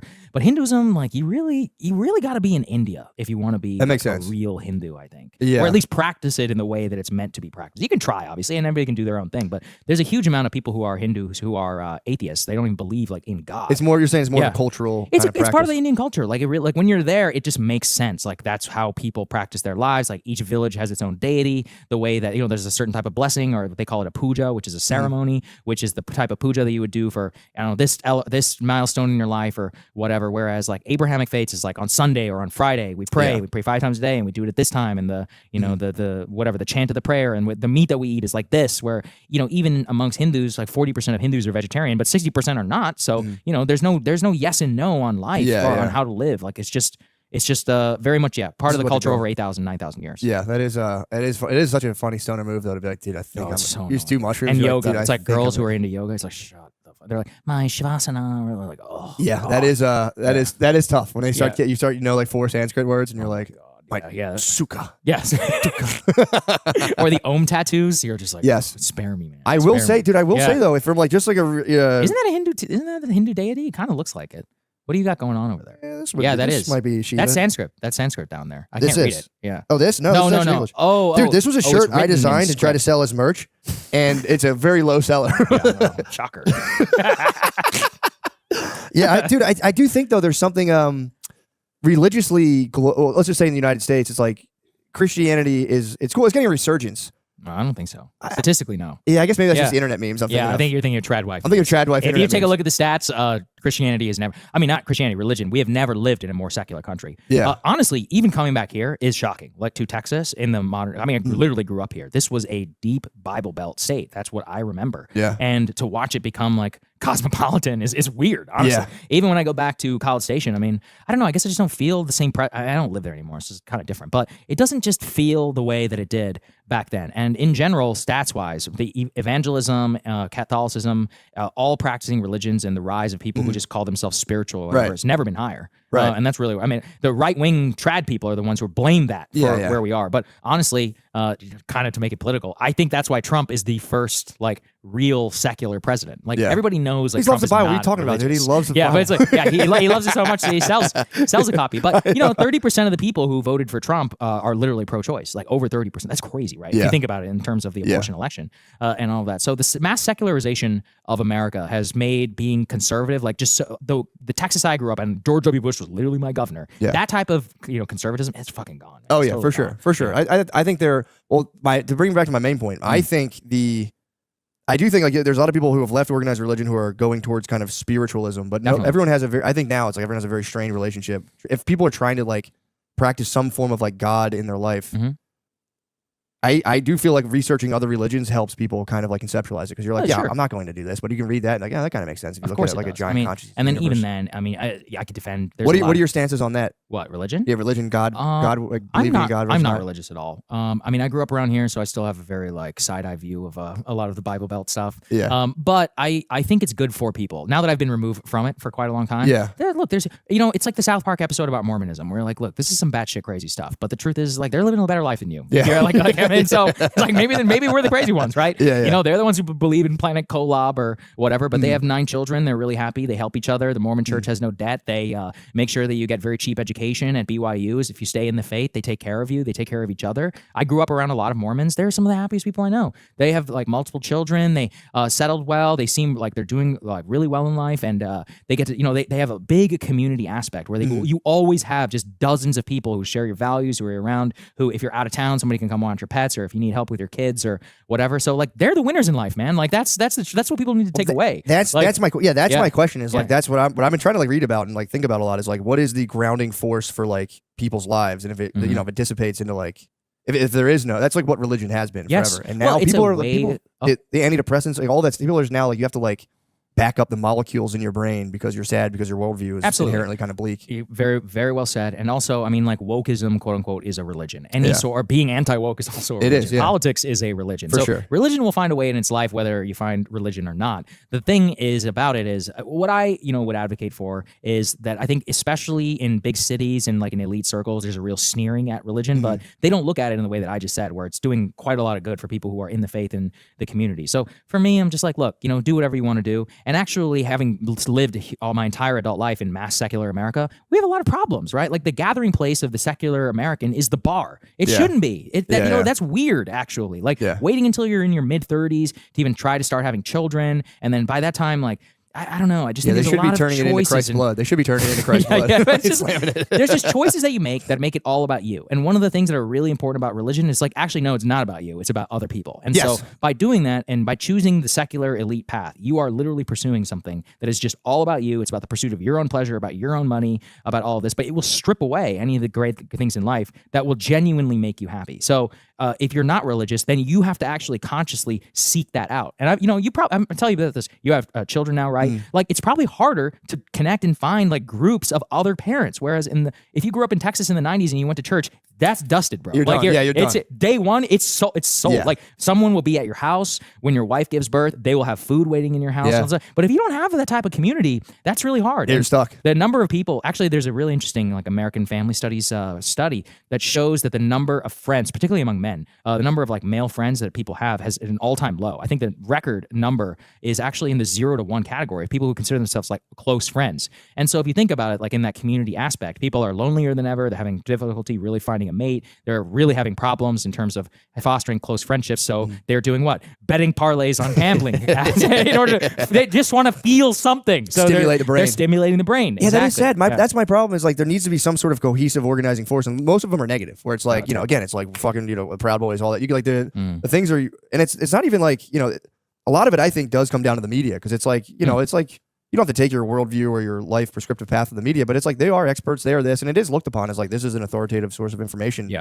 And it's just mean. Like everything you see is just like, this guy is such a loser. Let me tell you about this guy. And it's on both sides. Yeah, absolutely. I think that's bad for people mentally. Like, well, definitely. But I will give that's a bit cope also because people blame the media. And it's like, look, that's what people want. Like at a certain point, like it's true. I could be so much more successful, wealthy, and famous if I just did that. I actually am actively giving up. That's what I'm saying. That's what I'm saying. It's I know, but that's a choice that I'm making. But the truth is that is what most people want. Most people want to fulfill their base instincts. They want to have that, that dopamine rush of saying, yeah. I mean, honestly, Shane's bit about the Fox News dad. I mean, I actually, the first time I met him, I was like, that really is like probably one of the most important bits you've ever done because it's deeply true. It's in the vernacular now. People will say, I have a Fox News dad. Yeah. It is a deeply true, like, it's a bit, it's a comedy bit, but that is like an archetype and something that really does exist like in American society. No, it is. It's true. And it's I would flip it and say there are also MSNBC moms out there. Big right, time. who are just as bad on wine moms and all that. But it is a cancer on American society. But honestly, that's what they want. Like I was talking with Lex yesterday, and I brought up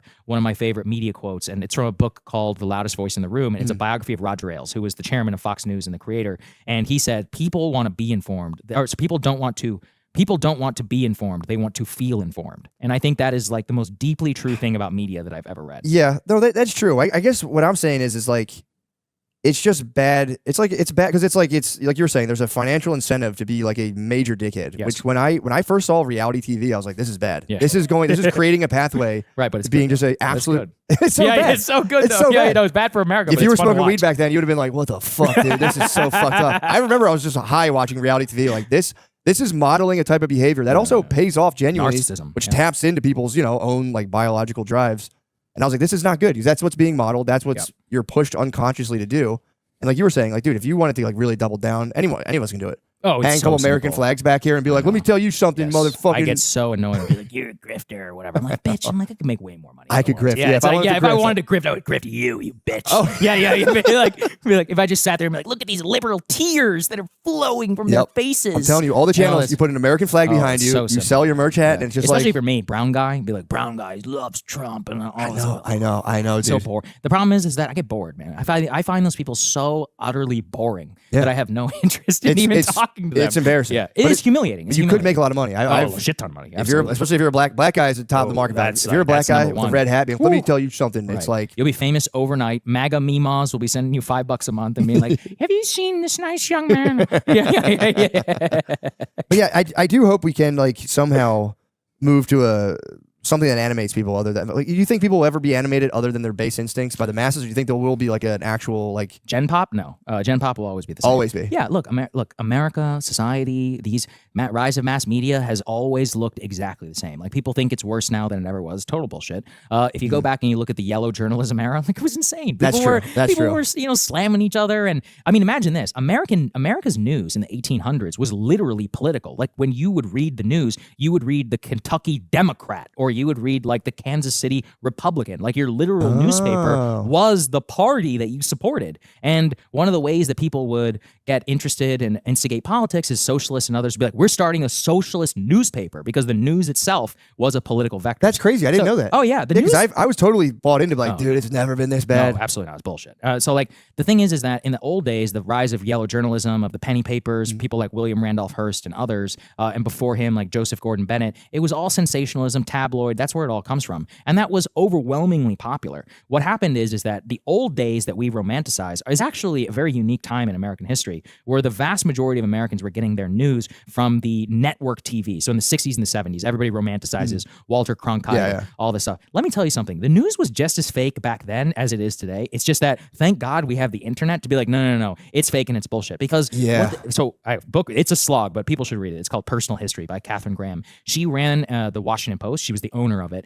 And her father bought the paper, and then her son is the one who sold it to Jeff Bezos. But so she ran the paper for basically her entire life. Her husband ran it, then he committed suicide, and she took over and ran it for decades. And if you read that paper, actually, if you've ever watched the movie The Post, it's directed by Steven Spielberg with Tom Hanks, and it's about the Pentagon Papers. Meryl Streep plays her in the movie. And it's really, like, when reading that book, you're like, she's getting politicking with Kennedy is at dinner, and he's like giving them advice on how to write in the paper. And her husband, who was owner of the Post, is friends with JFK, and he's skewing the coverage in a certain way. So everyone has this romantic nature about the 60s and Cronkite. It's like, no, they were just as partisan as people are as today, as Rachel Maddow and these people. But America didn't know. They had much more higher like institutional trust. And cable news exploded that, obviously, after the network era. And then the rise of blogs and everything. But people were really romanticized this, the news was fair and balanced. It's like, no, it's not. That the news is what got us into Vietnam. The news, true. it wasn't fair and balanced. These people were writing columns and justifying all this bullshit. They knew what was happening. They didn't report any of it. It was only in 1968 we finally tell everybody the truth. By that time, 500,000 Americans are sitting in Vietnam. JFK, we used to go and hang out, and all of his secretaries, McNamara and all these guys were hanging out in Georgetown, which is a very rich neighborhood, at their fancy ass mansions, secretly telling them what they should write in their papers. Like, dude, it's always been like as corrupt. People just didn't know it. Yeah, I feel like Trump did kind of crack the he parted the veil to be like, absolutely. Yo, this is actually a lot of this is bullshit. The roots of Trump are there's a famous clip, 2012. Newt Gingrich was the Republican debate, South Carolina debate, and the opening question, even I will admit it's a crazy question. They were like, Mr. Gingrich, he I don't know the circumstances. He's on his third wife, and he divorced his wife. I think she was going through cancer or something like that. It was terrible. It was bad. It was bad. And it was the second time that he'd done something like that. Anyway, so that was the opening question, and Gingrich is like, let me tell you something. That was one of the most disgusting acts, and the mainstream media is a direct participant, something like that, in the Democratic Party. And the pop, as you would say, from the audience, roars. Like you can hear it on the microphone. Like, whoa, and all of that. And I watched that clip because all the ingredients for Trump were there the whole time. It's just like you have to go and look for it. Like Michelle He was the first Bachmann. one that tapped into that. Well, he was the first one who attacked his media on the stage and flipped the debate and made it about them. And it was a referendum. It was like, no, fuck you, actually. Whoa. And you could see John King is kind of taken aback because he's never experienced this before. And now it's the norm in Republican politics. People expect it. At that time, it was crazy. It was shocking. But yeah, I mean, I watched that clip a lot because I'm like, that's it. That's where Donald Trump, 2015, the famous debate, and Megyn Kelly's like, Mr. Trump, you've called women pigs, he's like, only Rosie O'Donnell. And it's just everyone. The crowd just roars, man. And it's like, that was it. Like, that's the moment that he won, in my opinion, in the 2015 primary. Broke politics forever. But the ingredients were there. They were all there. It's funny that he was like that was like one of the first dominoes that toppled the mainstream media, and he was just trying to get a fourth wife. He was just trying to get something new. He was like, bro, nothing's going to stop me. Yeah. Not the entire mainstream media. No, I think what it is in all of this is that the base has always hated the media. It's just that the politicians, they need the media. I mean, this is another like fakery out of all of this, is that the idea that the Republicans hate the media. Like, nobody craves media attention more than Republicans. For sure. Specifically mainstream media. There are some good ones out there who actually understand that the news is bad and like don't want to give them access. But in reality, like, as much as they say they hate it, like, they want to be on CNN, bro. They like it. You know, they want to go on Fox. They don't, I don't know. So speaking of the politician stuff, so Matt Gaetz, that's something I can't like wrap my head around. He got appointed. That's his name. Attorney General. That's Attorney right. General. Yeah, he's nominated to be the Attorney General. And what the big thing about him is that he might have trafficked kids. So, man, that's a weird one. The details are very strange. So, and to be fair, the DOJ did drop their case against him. So they investigated it and they leaked a lot of the details. So he was never convicted or even prosecuted of any of this. And there genuinely was some weird.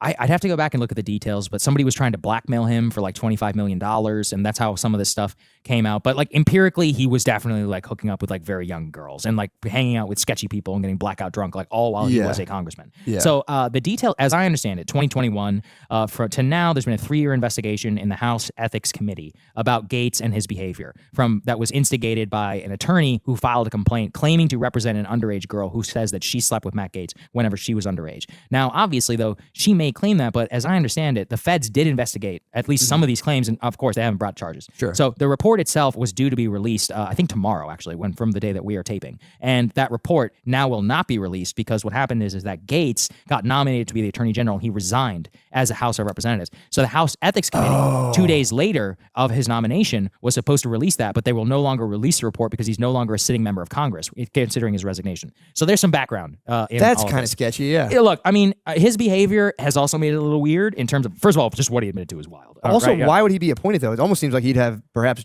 dirt on DJT. I don't know. You know what I mean? No, I don't think it's a dirt thing. Dude, Gaetz is just he's one of his biggest... He's one of his bros? No, not bros. He's just one of his biggest defenders on television. He's one of those people who, like, anything goes, like, he's all in. I mean, look, it seems tactical, I'm saying. They like to abandon Congress, have a higher job 2 days before potentially the shoe drops. You could read that into that if you want. That's what I'm I mean, but at the same time, like, why would Trump go along with that scheme then, right? Like, because for this, Trump would have to be like, okay, Matt, I'll bail you out. But that's what I'm saying. That's hence the dirt. I don't know. I'm just wildly speculating. I'm trying to figure out why appoint somebody with such a sketchy record. Oh, I mean, I think that the case is simple. Gaetz is a true believer. That's what it is. He's been all in for Trump for 8 years. He was his biggest defender on television. Trump loves him. He always goes on Fox, and Matt Gaetz is always like, I'm all in for Trump. To be fair, Gaetz is an interesting guy. Like, from my perspective, he has generally been anti-war. Like, he's been sponsored a lot of stuff with progressive Democrats about trying to end forever wars. He's somebody who wanted to pardon Edward Snowden. He opposed the Julian Assange stuff. You'll like this. He's very pro-weed. He's one of the most pro-marijuana members of Congress. I don't care about weed anymore. I like mushrooms. Okay,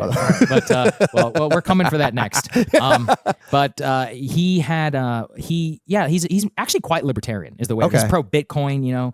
He's been a heterodox guy for a while. So I'm not that worried about. People hate Matt Gaetz because I mean, look, he's kind of an asshole, like, media wise. For sure, he's got a reputation about town, and he likes to come in and he likes to mouth off. Can we put it that way? Yeah, for sure. Right? He's got a bad, like, the Republicans hate him because he's the one who mounted that coup against Kevin McCarthy and got Kevin McCarthy kicked out. So a lot of the establishment types hate him, but Trump loves him because he's loyal, and he wants him to, like, root out a lot of the people who are in the Department of Justice who he would see as, like, deep state or enemies or whatever. For sure. And I honestly think Gaetz would do that, but I mean, it is crazy because AG is like a real dude. You're the chief legal officer of the United States. Like, you have to determine the legality of president's actions. You direct the Department of Justice and the FBI, like, what type of cases we're going to prosecute or not. Like, you make the call on some, like, really big decisions. Like, you have to write the legal justification sometimes for what the president is doing, work with the White House counsel's office. I mean, it is a real no shit job. Like, it's a real job. I'm glad you said that, because that was my next question. I had to go look it up. Attorney General? I had to go look it up because I was like, yo, does he even have a law degree? But he does, yeah. But I was like, I don't know if he's a lawyer, That's fucking wild. So it is we're about to enter, like, what's the Senate and the House are Republican now. Yes, the They'll Senate get and the House two Supreme Court picks, most likely. Yeah, Alito and Clarence Thomas. That's right. They'll probably resign. Although Sonia Sotomayor, one of the Democrats, she's 70, but she does have type 1 diabetes. And Democrats tried to get her to resign because they were like, hey, you need to go so that Biden can appoint somebody. But she pulled an RBG, and she's like, I'm not going anywhere. Whoa. Yeah. Damn, because they wanted one. Yeah, because we're going to enter into like a... What's up? Can you believe that she did that? These people are such narcissists. I can totally believe so believes in power and like not even being part... I mean, I don't really care, but it's more from a liberal perspective. It's like, if you think this is fascism and the end of democracy, like, bitch, then resign. Like, what are you doing? Yeah, I know. You're literally type 1 diabetic, 7 years old, and you're obese. Like, what do you think's going to happen? Look at a fucking actuarial table. Like, dude, it is sad, though, if you think about, like, even like what happened to Biden. It's like...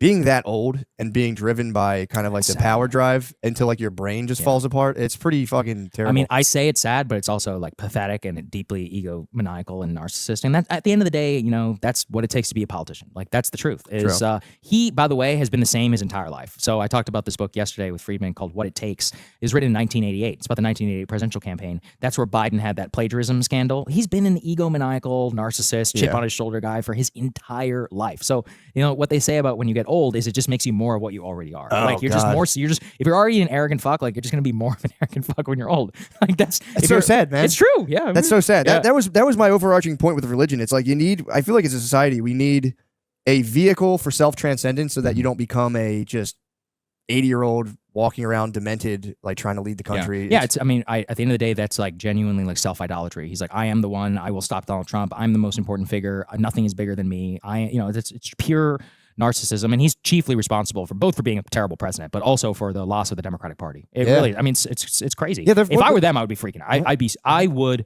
I would be so furious. I mean, nobody has fucked their party more than Biden since George W. Bush and his handling of the Iraq War. Yeah, for sure. What do you think the future of the Democratic Party is going to look? Because I thought the same thing. Like, dude, if they don't I think they're going to need an outsider. They're going to need a Democrat. Yeah, Trump. that was my prediction. Not necessarily a Democratic Trump, but if we're in an era, so for example, like Obama, like rose from the ashes, right? Because he was a no-name senator. He gave it a great speech in 2004, big fucking deal. Okay. Yeah. But then he came out of nowhere. He had anti-war credentials, and Harry Reid is actually the one who was like, you should run for president. He's like, you're not a good senator. He's like, you don't like it here. He's like, get out of here. Go run for president. He's the first person who put that in Obama's mind. But with the rest of them, like if we look in the past, Bill Clinton also came out of nowhere in 92. Right. We had 12 years of Republican rule, 1980 to 1992. It was Reagan and it was Bush. And Clinton, I mean, he was a no-name governor from Arkansas, but he created this thing, the Democratic Leadership Committee, which like basically moved the Democratic Party much more to the right and made it more of like a neoliberal thing. And that's how he was able to win like a major victory in 92. So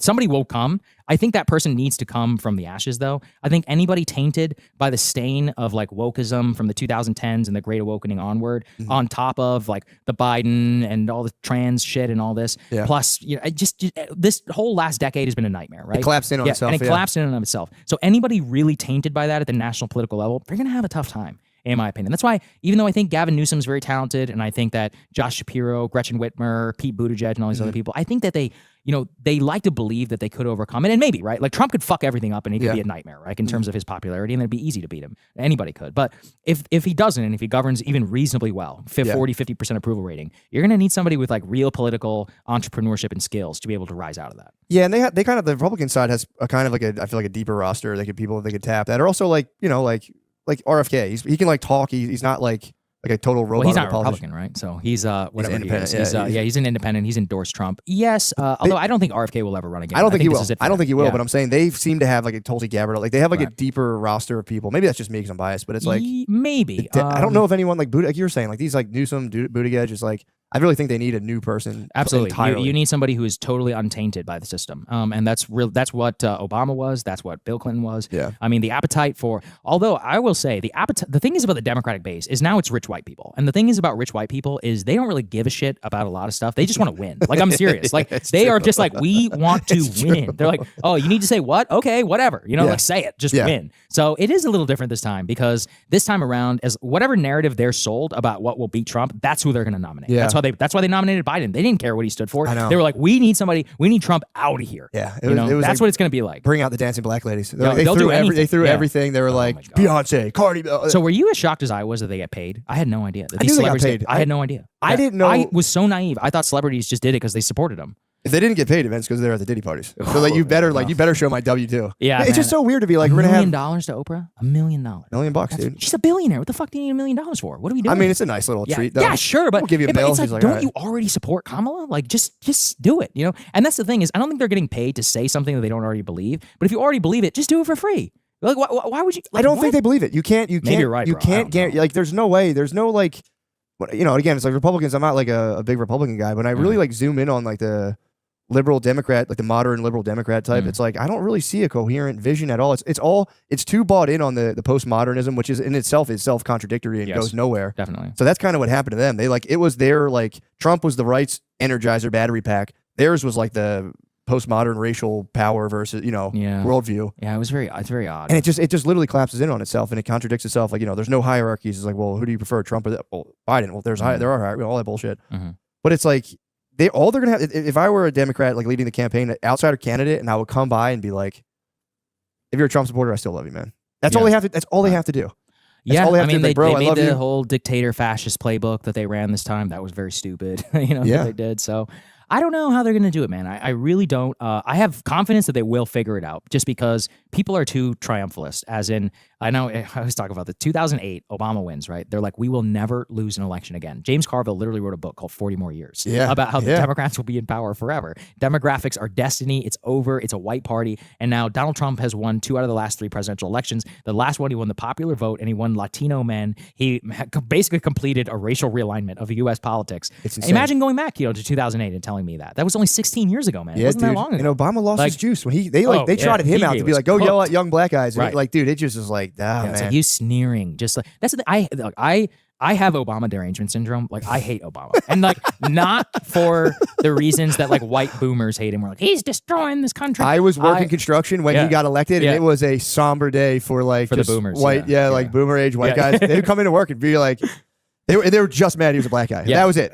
They came in and they were going, it was kind of funny. Yeah. But I do agree. I think there's something very sinister about wrapping yourself in that like cultural identity. And I call him the Instagram president. He's this fucking, he's just this cultural elite. He's everything that he supposedly stood against. And I know. The way that he governed, he came and he was supposed to end the Iraq war and the financial crisis he was supposed to solve. He fucked both of those up. We had a horrible economic depression for the entire period. I mean, look at it. If you want to look at the wealth inequality, the explosion, the lack of wage growth, that all happened under Obama. He got lucky that Mitt Romney ran against him. All the ingredients to be able to beat him were there. Romney just ran a terrible campaign. And then immigration. In 2014, he overinterprets his mandate, and he's like, you know what? Fuck this. I'm going to do whatever I want on immigration. And he goes all in, and he does DACA. And honestly, that is responsible for Donald Trump, because what he did is he both polarized the liberal base on the issue of immigration, which was amnesty first, maybe border security sometime in the future. But he also energized the Republicans who were like, oh my God, when they have power, they're going to mass legalize literally millions of illegal immigrants.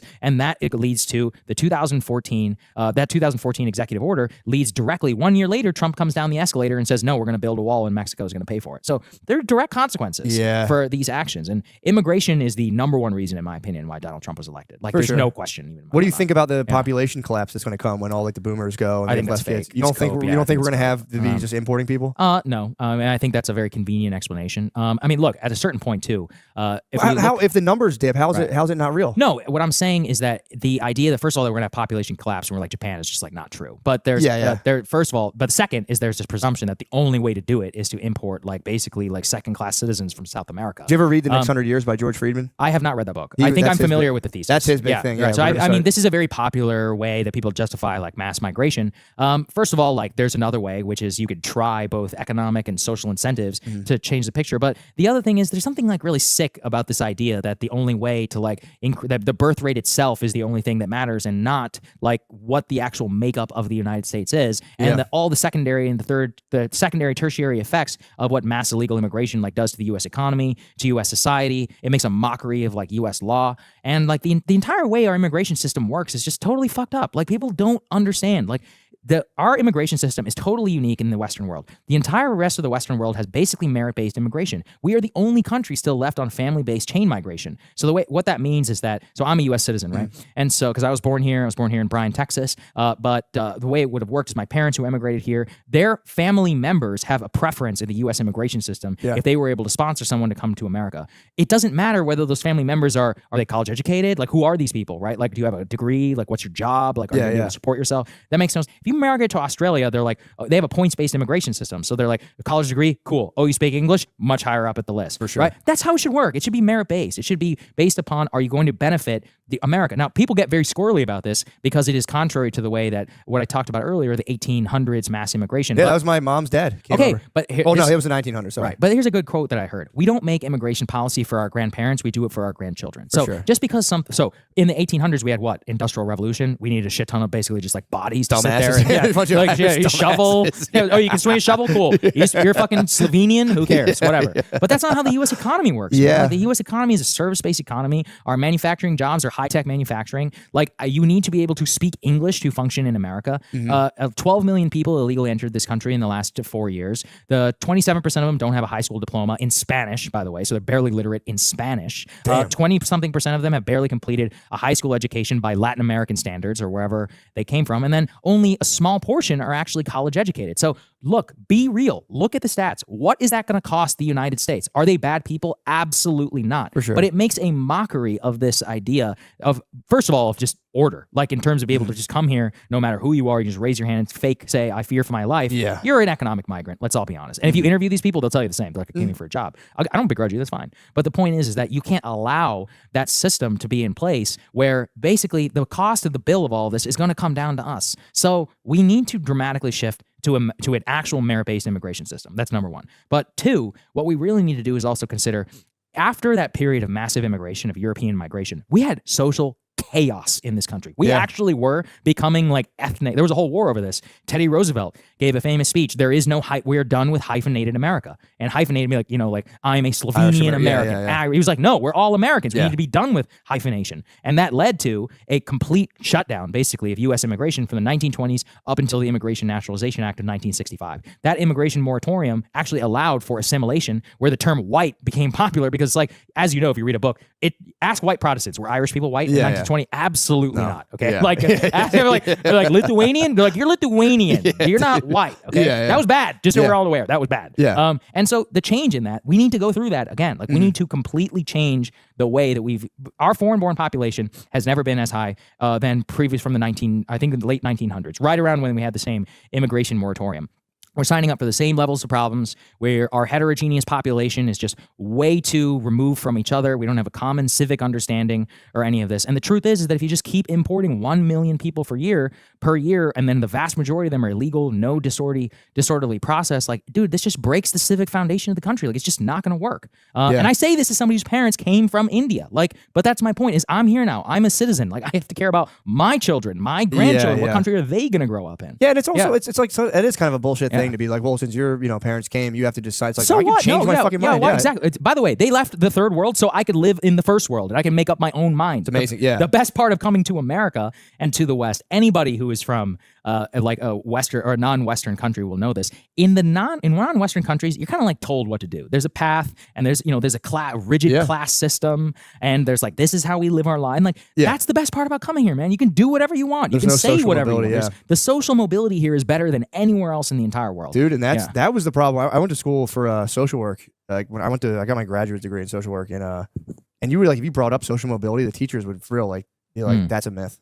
No, it's not. No, it's not. I was really big. No, it's not. They're like, that's a myth. Does wealth give you privilege? Absolutely. But actually, I think I read that people who are born in the upper quintile, if you look at the across generations, after like 3 generations, their kids are usually back down. Shirt sleeves to shirt sleeves. Yeah, shirt sleeves to shirt sleeves. Yeah, exactly. It does have extreme money has a degenerative effect. Oh, it's obviously it's incredible, bounty to be born with a ton of money. But dude, it like kind of warps people big time. One of my favorite books is The Fall of the House of Vanderbilt, and it's exactly about this. And it's basically, I think 100 years after Cornelius Vanderbilt died, his generations, not a single one of them was a millionaire, not one. And the first Vanderbilt after Cornelius Vanderbilt to make anything of himself was one of the only Vanderbilts not to be born with money. His name is Anderson Cooper. He is the first Vanderbilt, member of the Vanderbilt family, to not be born with money. The first one who was broke, who made anything out of himself. What the fuck? Yes. Yeah, that's it. Anderson Cooper is the first successful Vanderbilt in like 200 years. Since Cornelius, the Commodore.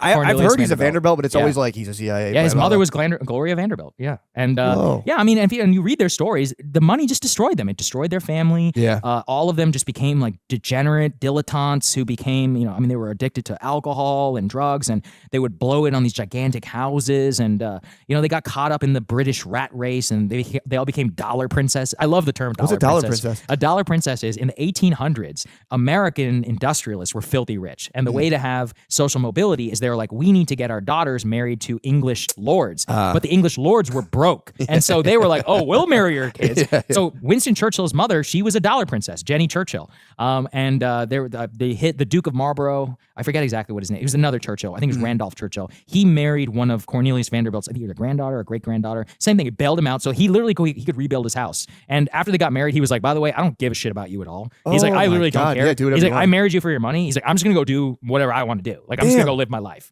Yeah.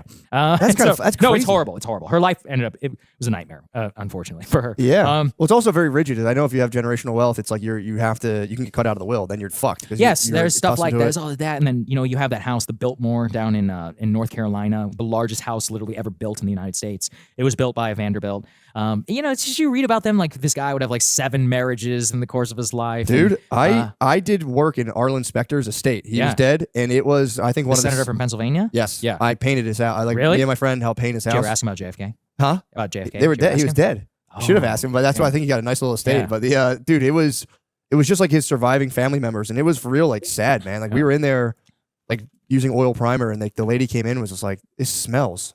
We're like, "Yeah, we had it. Yeah, it's fucking Right. oil paint." And she's like, "Well, I have a party coming in." We're like, You should have told us "Okay." that. Yeah. And dude, she started spraying, just walking around as if you were like an inanimate. She would just spray perfume in the room, and if you were standing there, she would just go like right in your face. Jeez. My mom was a maid for the DuPonts, and she said it was the same thing. She was a maid at the house of the guy who was like it became like a psycho killer wrestler Really? guy. Wow. She was down there, and she said it was like, she was like, I remember it being like, it was a very sad, it was just like a sad vibe in the house. I mean, after 100 years, yeah, basically destroyed them all. Yeah. And it is very sad because most of them, the burden of, and it's not just them. I read another book about the Astor family.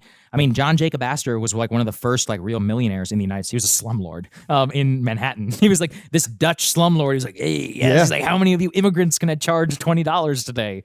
And his family, like they become these titans of society and all of that. And one of his great grandson, I think, died on Titanic. He was the richest man on the Titanic, and he died on Titanic. His 19-year-old wife, who just impregnated, she got off. She had a baby. He became the Titanic baby. Because he was literally in his mother's womb whenever she was saved off of the Titanic. But basically, after him, and he was, by the way, ended up being like some degenerate playboy. So it's like it didn't really live up to it. So. That is the funny thing. You can achieve. It is very funny though to be like, you can achieve at the highest level.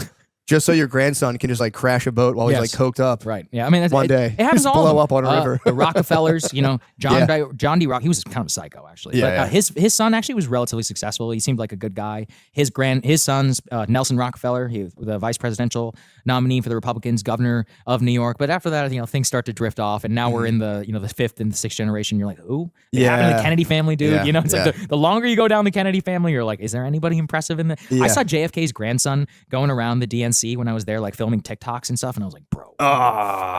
That's the Like kiss of fucking death. John F. Kennedy's grandson. I know. I want to shake him. I'm like, live up to your Fucking goddamn father, your grandfather. That's got to be a crazy family to be part of. Oh yeah, I just want to be like, if your great grandfather, the patriarch, could see you, he'd be sick. He was like looking around, just fucking dancing. Yeah, he's like taking selfies, and be like, hey guys, like, it's like you suck, dude. Just Yeah, Lady like, Gaga, like yeah, I was like, dude, this guy blows. He's a dandy. it is absolute dandy behavior. Yeah. It just does suck because it's like you want to do well, but it's like if you kind of like if you just try to go for the absolute top, Yeah. it does like without a vision of some sort, you just end up just kind of like. I think that anybody who comes into even like a modest amount of money, like you probably need to do some serious thinking. You and do. you really need to be like, okay, like what is my life going to look like? Look, Children. Like this is why how does people this need to work? sell a lot of weed when they're 20. Oh, really? I did this. I had the hero's journey. I came Yeah. into like I would make like $4,000 a week and just be like, Holy shit. dude, I was killing it. Well, 4,000 not- times- I Yeah, lost you were all. I lost all of it. 4,000 times 52 is how much? That's 200 something thousand dollars. As like a That's lot of money. 25-year-old dude, and I got to like And that's to all like cat. You're not even paying taxes. Yeah. I pay It's like- taxes now. Oh, yeah. You get the ego inflation, and then like I got the rug swept out from under me. So that was one of the best experiences of my life to lose all to get like the ego pump, and then to have it just ripped away from you. Because otherwise, yeah, dude, if you catch that like it gives you the thing like when things are going well, I have an understanding like Yeah, you think you're a boss. they can definitely not go well very quickly. Oh, absolutely. So- Also, I would just say I've met a lot of people who are like super wealthy, and all of them are pretty weird. Yes. Like every person I know, every person I've ever met with 100 million more net worth, I'm like, dude, you're a weirdo. Well, you Like, can't yeah, it's connect like with every anybody. time- You can't Yeah, talk about yeah. like if you even broach certain subjects, Right. 80% of people are going to be like, You want to know funny? I was Must be talking to a fucking guy, nice. and I was like, yeah, you know when you're in an airport, and he's like, oh, I haven't been in an airport in 20 years. And I was like, whoa. Yeah, man. I was like, oh, because you fly private. I was like, I've never even been on a private plane. I was like, that's a crazy. It was just so casual. He's like, I Yes. haven't been in an airport in 20 years. I know. I was like, whoa. Yeah, Like, it's just okay. like, what a life. Yeah, like what does that even look like? Yeah, dude. I was talking to somebody one time, excited about like flying first class, and he was like, Yeah. "Dude, my kids have never not flown private." And I was like, yeah, "I didn't even think about that." I was like, "Fuck." Yeah, but that probably really fucks them up. And what are they going to do then whenever they have to fly economy? Either they'll be stoked. Oh, here's the thing. I remember Yeah. I grew up in like a upper middle class suburb, so like I moved to West Philly, and I was in the hood, and I was like, this is so cool. And then like, so maybe they'll just be on an airplane and be like, wow. Maybe. Yeah, but I mean, you know, sometimes you're, what is it, like C on Southwest, and you're like trying to go for the middle seat or whatever, and you're like, my life sucks. Yeah, true. That's And that I'm would talking be- about plane. And now I'm talking about, you know this, you're a Northeast guy, megabus. Like when you're taking like a midnight megabus to New York City to Yeah. the cheapest one, and you're like, well, I'll take a bag, and when I get there, like change in a bathroom and put a Megabus new was shirt nice. on. Megabus. Yeah. We did the China. There was a Chinatown. Oh, the bus. Chinatown. I know the Chinatown Chinatown bus. Yeah, I know was that just a one. pregnant lady driving it. You're like, what the fuck? But dude, yeah, it's Stomachs up against the steering yeah, wheel. yeah, for real, dude. There was for real a pregnant lady driving it before. People, But drug addicts are like freaking out in the back. And someone's like, hey, can y'all keep it down back there? I'm like, shut your goddamn mouth. Yeah. that is true. It is. It does kind of set the bar too high, and then Oh, it's like absolutely. all you can ever do is be disappointed in life, or. You know, like again, I did eventually become very disillusioned with life in the hood. I was like, this is Of course. sad. I was Yeah, like, this probably is so. deeply sad. Bro. It's so, dude. It's Yeah. for real, so sad. Yeah, because the systems are like designed to just keep everybody down. And Dude. I mean, look, they have individual responsibility for sure, but like also the way the entire thing is designed, sure. it's like they keep it contained. Nobody cares. Everyone just wants to pretend like it's over there. And It's it dude. is It's what for real. Like yeah. it's like I remember I bought a house in West Philly with my brother when I was like 21. It was like Wow. the house, dude. The house was $27,000. I lived in there. Whoa. Yeah, it was pretty Yeah, fucking that's awesome. actually But cool. the did you hang on to it? Did you sell it? we sold it and then Oh, it got yeah. knocked down to me. It was structurally, it had a tree growing through the basement. Yeah, It was bad. But but I remember like going into like my neighbor's house and they were like, it's funny because when you live there, like there are a lot of like you know, when you grow up, like I grew up, my parents watching Fox News. It's just the news being like, black guys are up to no good again. And it's like, so you get this like skewed picture. And then you meet the individuals and you're like, damn, these are like some of the nicest they're people. Then great there's people like just doing monstrous behavior. Mhm. But I remember like the first time I walked into somebody's like my neighbor's house, it's like visually jarring because it's like everything's just fucked up. Like there's no symmetry. That everything's built fucked up, and it's like I remember like being you know, there's just like bugs Yeah, and just being like, fuck, dude, that's like, it was like just crazy. I know. But then it's like that's why you have to do good. It's like the brutal reality behind all of like the you know, let's save everyone political messaging. It's like, dude, you have to bail yourself out at the end of the day. You just have to. It's sad. It's not fair. Yeah, I look at but it you have to do two it. ways. As in, we have to, of course, like design and move systems to create like a quality of opportunity, Mm. but you also have to have a responsibility given the circumstances. For example, like, I don't know, any money, anything that you're working with, I'll often be like, what a bullshit. For example, and you guys probably have this too. Crystal and I co-own our shows. We're small business owners too. And we have to deal with all the small bit and all of the paperwork and all the fucking accounting and all the shit behind it is mind numbing. It's stupid. It makes no sense. Yeah. It's genuinely not fair because these major corporations and all these other people get all of these crazy tax breaks. And we're sitting here trying to figure this stuff out and it sucks all of our time and it's super stressful. And I could just be like, oh, it's not fair. And it's actually not fair. The people who are small business owners, you get fucked. Like that's the reality. Yeah. But you just have to do it, right? So I'm like, okay, I'm just going to sit here. I'm going to spend 10 hours of my goddamn time learning the ins and outs of all of this to make sure I'm not getting ripped off when my Why accountant don't you says just this pay an and this. account? Oh, you double check the Dude, account. you got to double check, You do, man. yeah, I mean, that's look, true. I'm like you know, Patreon and all this. I want to be a good steward of other people's money. Like, I don't True. be pissing people's Pissing money it away. away. That makes it's sense. not That makes nice. You sense, can't yeah. do that to people. That makes sense, yeah. I mean, it's a serious responsibility when you're like, hey, pay me $10 a month. Like, it's not a fucking joke. Dude. Yeah. You're like, actually, you have to become a steward of that money for real. Well, hold on, like, man. If you want to give their money, man, that's but no, I agree. You got to give them something. You got to do something. You can't just piss it away. You're working for them, and you can't just, you know. And it's also money. It's like, look, I grew up Indian, so you know, we're fun. Money, it means something. You know, you're taught from a very young age. It's Dude, like, there's- and I don't care how much money you have. Like $100 will always be $100 to me. I know sure. exactly what that $100 buys, and I know what it means Yeah, and yeah. what it does, and like It's still, what's yeah. funny because it's in where I'm from in Garnet Valley, Pennsylvania. There's been like a massive influx of the Indian population. Everyone I know, like people have like landscaping companies. They're like, bro, they're like just haggling on the fucking lawn. He's like, their lawns are this fucking high. Yeah. And they're like, I'm not paying it. It's like my cousin's like, bro, they haggle me to fucking death. It's really Good. funny. Yeah, fuck him. But yeah. All right. yeah.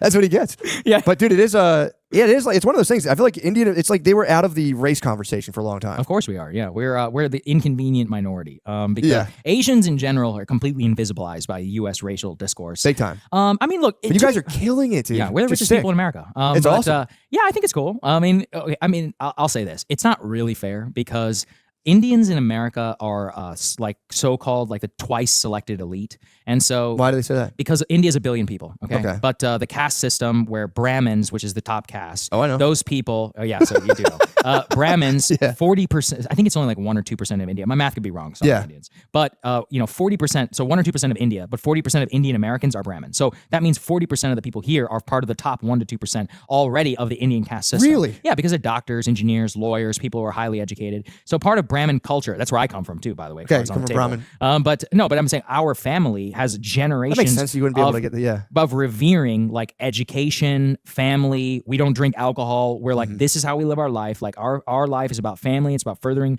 the next generation. Individualism really as a concept is like not part of that. And that's actually why I think it meshes really well with America is America will drag you to individualism. America will drag you to a little bit of consumerism, a little bit of like, you can be whoever you want to be. But the backstop that you have is like, no.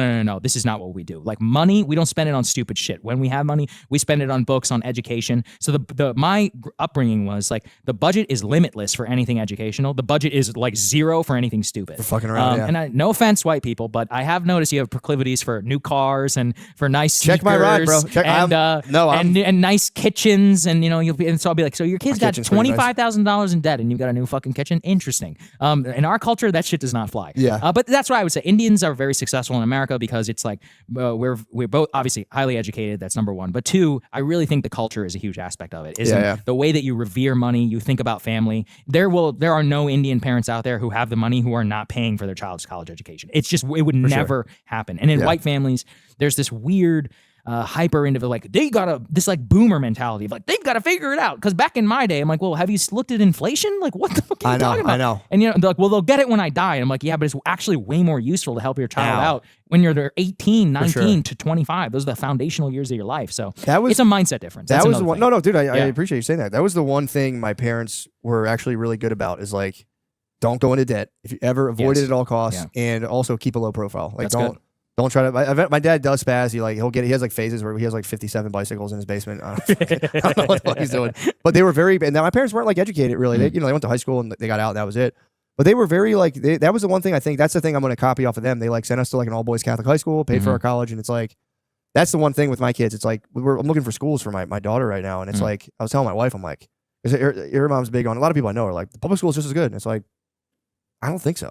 I genuinely don't think so. It's like I'm assuming you live in a nice area. It probably it's pretty nice. Yeah, well, a lot of Indians. I think you're probably fine then, man. But I went to public school. Yeah. No, but the public schools around me it's like it's newly nice. So the public schools but it's like you compare it to a private school.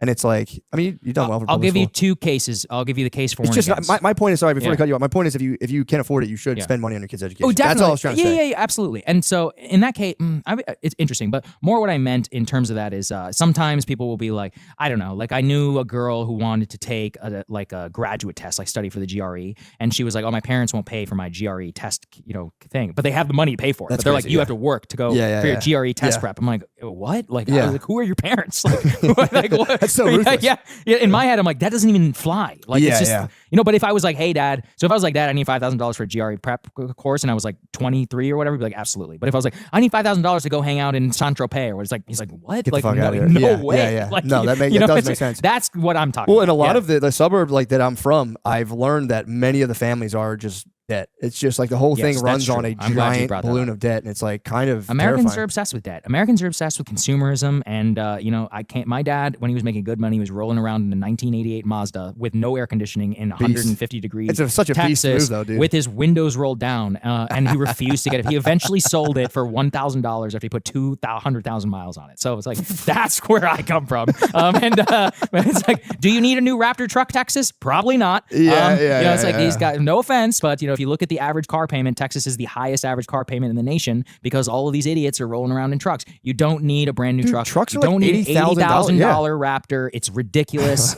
Like, sorry, you need a Toyota Camry, or a Hyundai, or like any of these other cars. They're great cars. They'll get you. So I am actually a big proponent of Dave Ramsey for the vast majority of people. I think Ramsey, what you were just saying, I think his like common sense approach, if 95% of people followed their life that way, they would be better off. He preaches like avoid debt, don't use credit cards. cards and all of this. I personally am a big credit card point fiend, but I pay it by balance and all this stuff. But here's the thing. I think what he gets at is what we were talking about with impulse control and all that. It's look at the stats. People can't control themselves. They're only paying the minimums. They're taking out 35, 40, 50% debt or whatever on their APR, HELOC loans and all this. He's taught me about financial products I didn't even know existed. I'm like, wait, so people out there are taking 2 mortgages and then another mortgage on top of that one? How do you sleep at night, bro? Dude, it's insane. Oh my God. I actually cannot imagine. So if for anybody out there who's listening, if you listen to Dave and you actually take, at the very least, like take some of the advice to heart. The number one thing is budget too. No matter how much money you make, you still need a budget. And the reason why is you just need to know where your money is going. And you need to be conscientious about every dollar that you spend. So like you were just saying, like you and your wife need to sit down and make a choice. But we're sending our kid to private school. That means this is our nut. We need X, Y, and Z amount per month. This is how it looks like. And we're saving and this is what it looks like.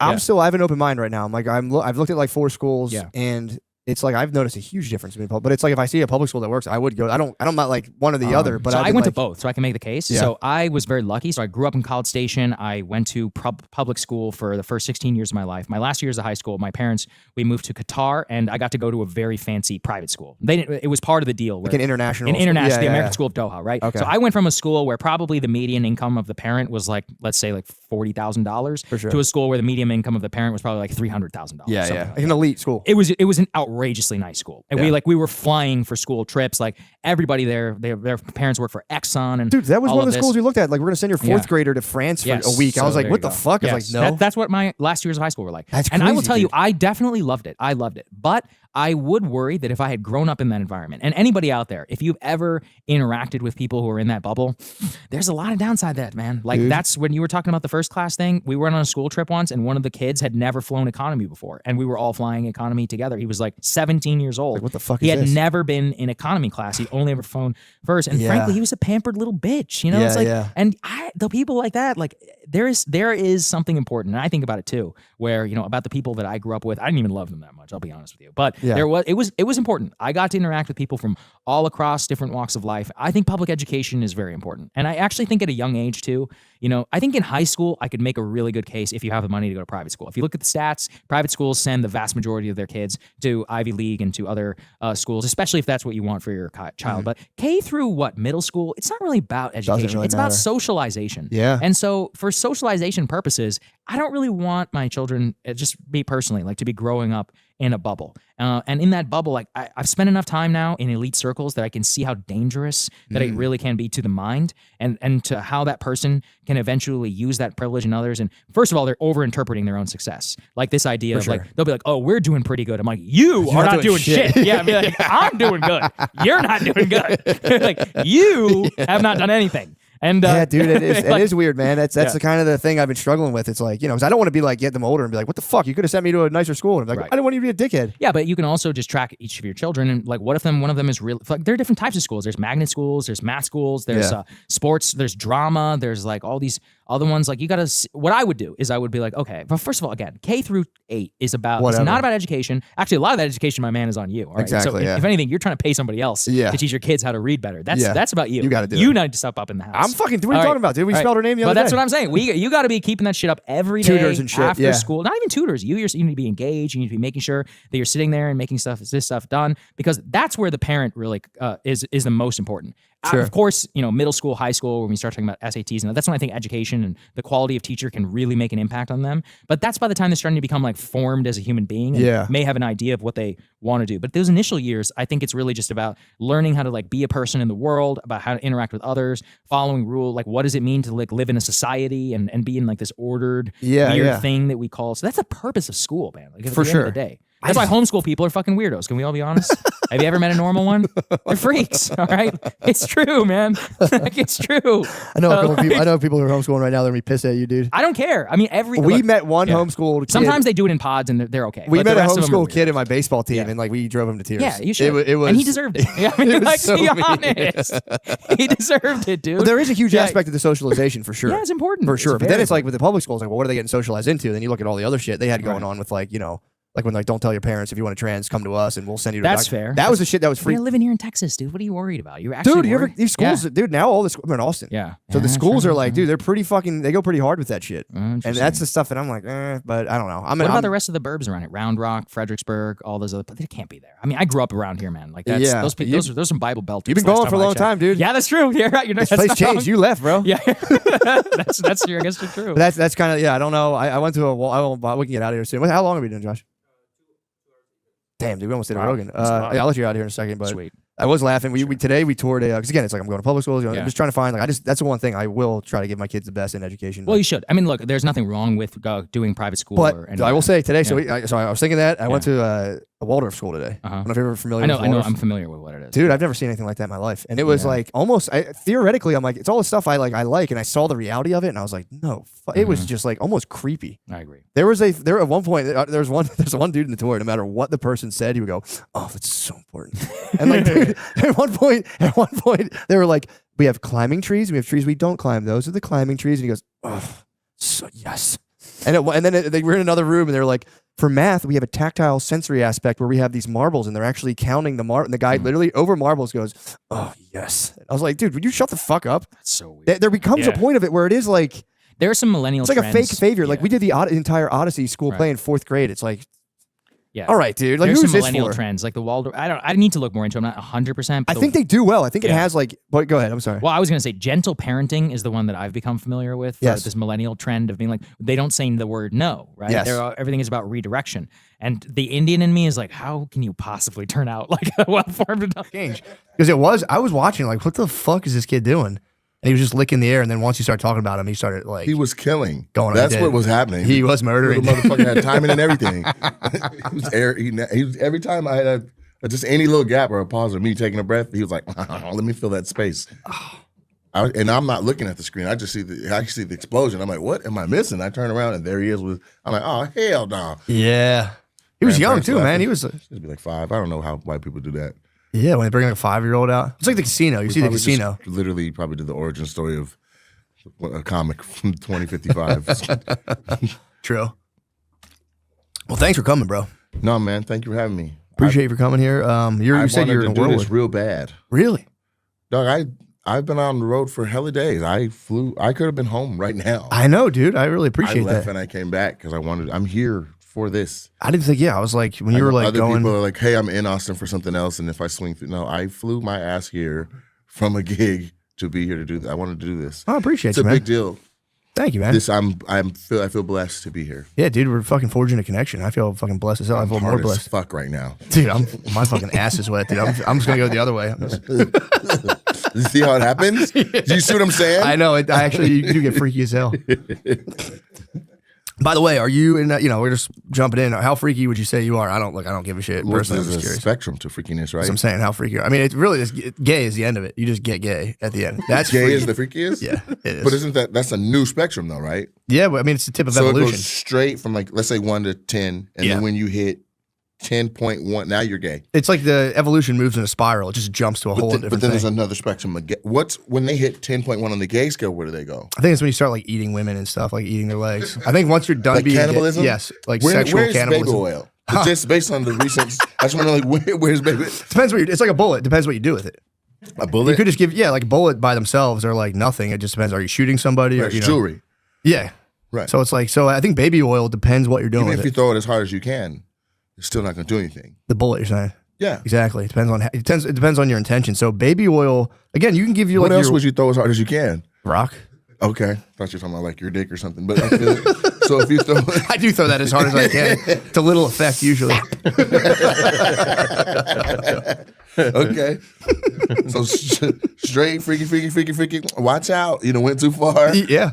Exactly. But you can't get back down into the freak. You can't once you go Dude, over. people are doing it though. Milo Yiannopoulos was like a famous gay guy. He's not gay anymore. What? Little Nas X claims he's not gay anymore. You can't ungay. He sucked the devil's dick, dude. He did it. You can't ungay. I don't think you can either, but these guys are doing it and they're making Have you millions. dabbled in gay? No. You can't. Yeah, you can't go back. But white guys kind of really play with that like a lot. Yeah, we're gayer, definitely. If you have to stack us up. For sure. Like Although- nut check in and white guys Fucking got your dick. Like you guys are we have wild. fun with it. We have fun with You it. guys are wild. I will say, and this could be debatable, but I feel like when black guys do become gay, they like really quantum leap into like very gay. Does that make sense? I don't know. I think everyone's channeling the same black auntie. That's been my experience. Why is a gay person from Austin, Seattle, LA, Chicago, Germany, why do they all sound like, yes, bitch? Why do they all sound like Even my gay aunt? white guys do it. Gay That's what white I'm guys saying. go. They like jump in on it too. Or Every I've been flight. like, yeah, Every oh, flight. dude, yes, that's true. Sugar, can I get you something to drink? Sugar. Yeah, and you're like, why? Yes, Chad. You're a 29-year-old white guy. Why are you talking? What is going on? I think they think just from being gay, they get to just like take the whole menu and be like, yeah, I'll be a black lady too. I'm gay. I'm fucking Right, but nobody's like a gay old white auntie. true. Do you understand what I'm saying? Yeah. Like when they want the razzle dazzle, they go Yeah. black auntie. They do. Yeah, they don't just like sit at like a kitchen table quietly smoking a cigarette. And They just be all like, sound like "Man." Jennifer Lewis. I don't know why. That's been a recent development. No, it hasn't. Really, they've been For as long as I know, really. channeling the same voice, God. same auntie, same snaps. Yes. Yeah, Why they is that? really. I don't know, dude. You're from Wisconsin. Yeah, You guys don't snap yeah. That's unless you're calling cattle or something. yeah. That's They need to hear about that. They need to stop that. If I see that again, if I see that happening, I'm gonna be like, because my wife. I'm not like bragging or whatever. My wife's black, so no big deal. But like, she'll get those guys fired up on the airline. Huge deal. It's huge. As far as deals go, what? Look, my wife's black, no big deal. Moving on. Her hands aren't though on the inside, so that's the part I let her She touch gets me them with. fired up. What She the sees fuck? gay white guys in the airplane. She'll be Yeah. like, yeah, and they just like She fucking turns them up. She's Manchurian like, yes, Candidates. bitch, look at your okay, serve it. Okay. Exactly. And you're just sitting there like, oh my god. She fires them up. They feed off each other. But I think what are gives you them- doing while that's happening? I just have my headphones on, looking down, and I tell her, I'm like, yo, stop getting the gays fired up. Like, Oh man, there's an entire Pokemon having an evolution in front of you, and you're not gonna watch that. What do you mean? I tell her, I'm like, dude, you're getting these guys fired up. Jigglypuff. You don't want to see that? Have you been watching Pokemon? Because that's a When I was a kid. that's a deep Jigglypuff song is a deep cut. Yeah. I mean, I know stuff. I'm watching Pokemon again right now with my whole kids. thing? Yeah, it's so good, dude. I'm watching with my kids. But They need to do live action. You mean like the live action movie? I know they have like the Pikachu movie where it's like an Yes. old dude's voice, but I mean, like, why not the battles and stuff? Dude, I would love that. Yeah, I mean- Pokemon, it holds up. I'm rewatching it, and I'm like, the show. I was right. The You show. played the game? Yeah, played on Game Boy. No, Yeah, the one where like you have to catch them in real life on iPhones, where people Yes. were just like in random field, where people were getting hit by trains and shit. I think so, dude. They also said that was like a spy app. They were like What? using that to like see everyone's location. Because if you had millions of people playing that, you could be like, sweet, and zoom in anywhere in the country. And what do you do with that information? Just be Chinese with it. I don't know, dude. Just, fucking, just do your shit. Just fucking, Squint at a monitor. Oh, we know where they all are right now. Everyone in the same place. Wow. he thinks he has a Charizard. Right. If we release the Charizard, we Well, catch them all I at think once. I don't know, man. I guess to like. What is the point? I don't know. That's that kind of That's evasion. why I didn't understand about the TikTok stuff either. I'm like, the fuck do they want to know about us? Yeah, they that we wanna- can do this shit all day? Yeah, like, what? Yeah, they tell Xiaoping, they're like, they're doing a Soldier Boy. Right. Our rich aren't on TikTok. What do you want? I wonder The how dumbest of us have them. I guess that gives them ability, because that would be almost just too much. If you have millions of people and you're trying to like, yeah, it would be just a bunch of people like, ugh. So yeah, I guess you're right. I kind of, I don't know what they do with that. Send you an email? Yeah, or try to like just see what you're up to. But yeah, you just be catching Pokemon. So Yeah, I don't get it. that's a good point, because I hear about that all the time, because they say we have more surveillance here in America with Ring doorbells and all of the private stuff than the whole Chinese government. But again, like, Really? yeah, they're saying, but it's all just privatized. Through all the Ring doorbells and That's stuff. interesting. Yeah, I we bet can if you had see- access to all of them, you could go straight. Which people could do that, and that could be like you just set it up to where it's like, all right, God's eye. you don't, yeah, exactly. You don't watch it all at once, but if it's like, hey, I need to see right here, right now, you can be like, go through a bunch of metadata and be like, okay, we have all these That's phones in enemy that of the area. state. Matter of fact, I saw when they tracked like 4 days of the guys that killed young Dolph before. They just went back and they had him for like 4 days. Like, this is what he was wearing. The kid was wearing the same outfit for like 3 days. Really? Yeah. Oh yeah, all the cities now But they too. use all the Ring cameras, like just tracking every move. Like they would walk out of frame and then a new camera would pick them up. Like they had them tracked. Yeah, dude. And then cities have their own grid. So between the city's grid and the Ring doorbells, it's like you're done. What's that show where they let people try to get away now? You seen that? No, it's like, what do you like? They give you like 24 hours, like run. What? Yeah. You got to like. I always wanted to do If that. you can stay away, you get like $1 million. From like the police or like the point of the show is that they're going to look for you. they're gonna get you. Wherever, and so you think of the place that no one will ever find you, and they're like, "Come out." What? Yeah, we saw you on a Ring camera. So you can like blocks from just here. ditch your phone, ditch everything, and just hide. Yeah, but then you walk by somebody else, and you're in the background of a FaceTime video, and they got your face, or Oh you Jesus! run a red light, and they're like, "Oh, he's going south on." So they could just hit up all your loved ones and like investigate you basically and be like, "Yo, where this is?" Here's where's his this 10 motherfucker?" likeliest places. But it's a TV show. Like they've made it. Like people are like it's like, this is Dave. He's a wilderness expert. He's been off grid for 95 days, the longest known to man. Can he evade for 24 hours? 6 minutes in, they're like, Dave, get your ass out the truck. And they get him. They don't fuck around. Oh, goddamn. He's just at his aunt's house, like they'll never get me. I got all these MREs. What the fuck? What channel is that on? That sounds awesome. I don't know. I can't even find that. I always wanted to do, because everyone does like the 5Ks and 3Ks. I mean wanted like to do running? like a running race where you could, against like the police department, or that you could like simulate like live action chases where it's like, all right, we're both gonna run out of this deli. You got to catch me, and I'm gonna try to evade the police. They got that, but it's on ESPN. It's called Tag. I've seen that before. That's the same shit. Yeah, well, that's like in like a course. I want like uniformed police officers. I want to like run out of a bank and see if they could catch me. Well, you don't got to wait to do that. I could do it. Yeah. Sure. Yeah, I'm not gonna be a part of that, but you definitely. And yours won't even be mortal or anything. You think they would let me go? I mean, As long as they don't know you got a black wife, you're good. True. Yeah. Oh my. Here's the plot twist. Plot twist. She used to be a cop. See? Yeah, exactly. Yeah. I have a little thing that says officer's boyfriend because we weren't married then. Police. Yeah, true. True. But yeah, I always wanted to see if I could actually like. I mean, I Get ran away? from when I was little. Like that was like you can go to the woods and they were beat. But like, Okay, what if it wasn't actual cops though? What if it was like you just put black shirts on some friends and you're like, all right, this is what we're gonna find out today. that's the tag game, and that game's cool too. When they No, do but the like competitive tag. it's how but it use all of downtown, and it's like That would we'll be kinda start fun. outside of the door of this joint. And how far of a lead do you want? Yeah, I'd want like 10 feet. I think that's hella. Think that's too far? Yeah, no, people. What if you had a block lead? You're already gone. Yeah, but I want like the whole city group. I guess that's kind of a waste of the This city's is why they resources. get dogs. Yeah, true. They can drop a dog on you. Yeah. Yeah, I don't want that. So no canines, No canines, no. no horses. Horses are fine. So you got a horse too? No. They have a horse and you're on feet. Yeah. You're caught right Hit the away. water. Hit the water. They're fucked. What water? You're in downtown Austin. Hit the lake. I just drown myself in the river. Yeah, it's not gonna work. Then my family gets $1 million. That would be cool if you were in that show and you just jumped off a cliff and your family never find What you. would you No call one the ever show? find you. No, I'm saying that show you're talking about where if they don't find you, you get $1 million. Just kill yourself. What would you? So you just jump off of a cliff But and they're die. still gonna find you. Like this idiot killed himself. Here's his corpse. Yeah, you'd have to like self-immolate. You have to burn yourself. You have to completely get rid of yourself. You'd have to You completely have get to rid- literally close yourself in a barrel of acid. Like Your family gets $1 million. if it could get your And your account life number insurance. And they can sue the show and be like, yo, he's gone forever. Yeah, He hid so goddamn good, he's gone. I'm sure they vet the people. Yeah, true. Make sure they're not going to kill themselves. Yeah, you could. This could be To Catch a Predator. How so? Same name. What do you mean? Yeah, that would be Just funny if they plot twist. You're like, it's not actual sexual predators. This guy's going to be a predator, and we're going to be the chasers. And then you just go. Yeah.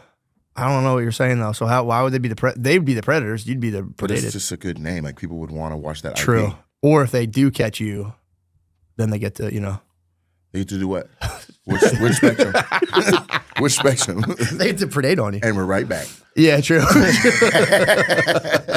That would be it'd be so funny though to have that prime time, like almost like the Great American Chase channel where like everyone's grandmom's watching it and being like, Shit! yeah. Woo! You know what I mean? Golly. I mean, as far as ads go, That was there for that. I'm pumped to drink it. that shit dilated my eyes. You're not allowed to mention extreme sports in their ads either for some Why reason. not? I'm like, what the fuck? That's like your guys' thing. Who guys is? Mountain Dew. Mountain Dew. You know when you say that. Mountain Dew So and ours. Mountain Dew's it's Mountain I thought you were talking about me and your wife. So Mountain Dew's thing. Why would you say that? She was an officer, dude. Well, she's black now. She was blue before. I get what you're saying. She chose. So Mountain Dew, you can't say extreme sports.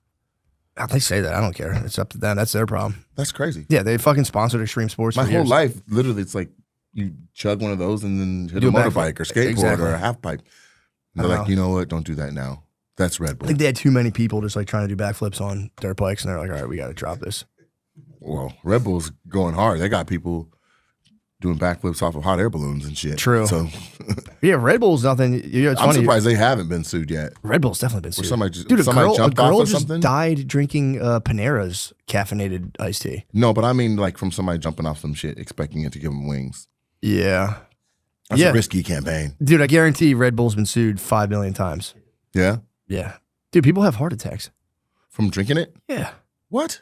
Yeah, dude, if you drink too many, there's people who have like genuinely no understanding about like Taurine and what's stuff? in anything, Right. and they'll just drink like, I knew people who drink 7. like 5 rock stars a day. Back to back? Yeah, during the day. Like it like fucks up your kidneys and shit. Thank God Mountain Dew doesn't do that to you. And It's organic, on bro. the healthier side It's of the game. organic. Thank God Mountain Dew doesn't do that. Yeah, Red Bull, okay, 13 mil, it's nothing, bro.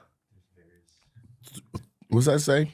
Throughout the situation, Red Bull insisted their marketing tactics were honest and clear, rejecting any deceitful practices. However, the lawsuit was settled in 2015. Red Bull paid customers $13 million, but maintained their marketing was not dishonest. You can't see any of Oh, that. because he said for not, You guy can't see sued any him. of that glare. I just ripped right through it. Nah, There's dude, I didn't there's see it until you there's mentioned an it. angle where there's like a glare. No, now that you mention it, I can see it's you. So the guy, the guy sued Red Bull for not growing wings and won. Damn. So Yeah, you you can't can't do fuck that around. twice. Yeah, you can't fuck around. He won $13 million for just exploiting their thing. Yep, that's like the dudes who like measure cereal and they're Can like, we get Pepsi and be like, we haven't thought anything young? yeah. You know what I'm saying? If anything, we think we're older now. For those that think young. I do like the Coca-Cola commercials when it's just like beautiful people just like dancing on a rooftop, and it's like, dude, they're not slamming Coca-Colas, bro.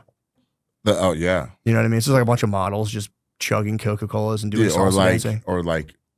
gorgeous athletes and models eating McRibs Yeah. in traffic. Nothing spills. Yeah, you don't see that at all. Not in real life. I stopped eating behind the wheel. I got in a small accident one time. What were you driving? I was driving like just a minivan.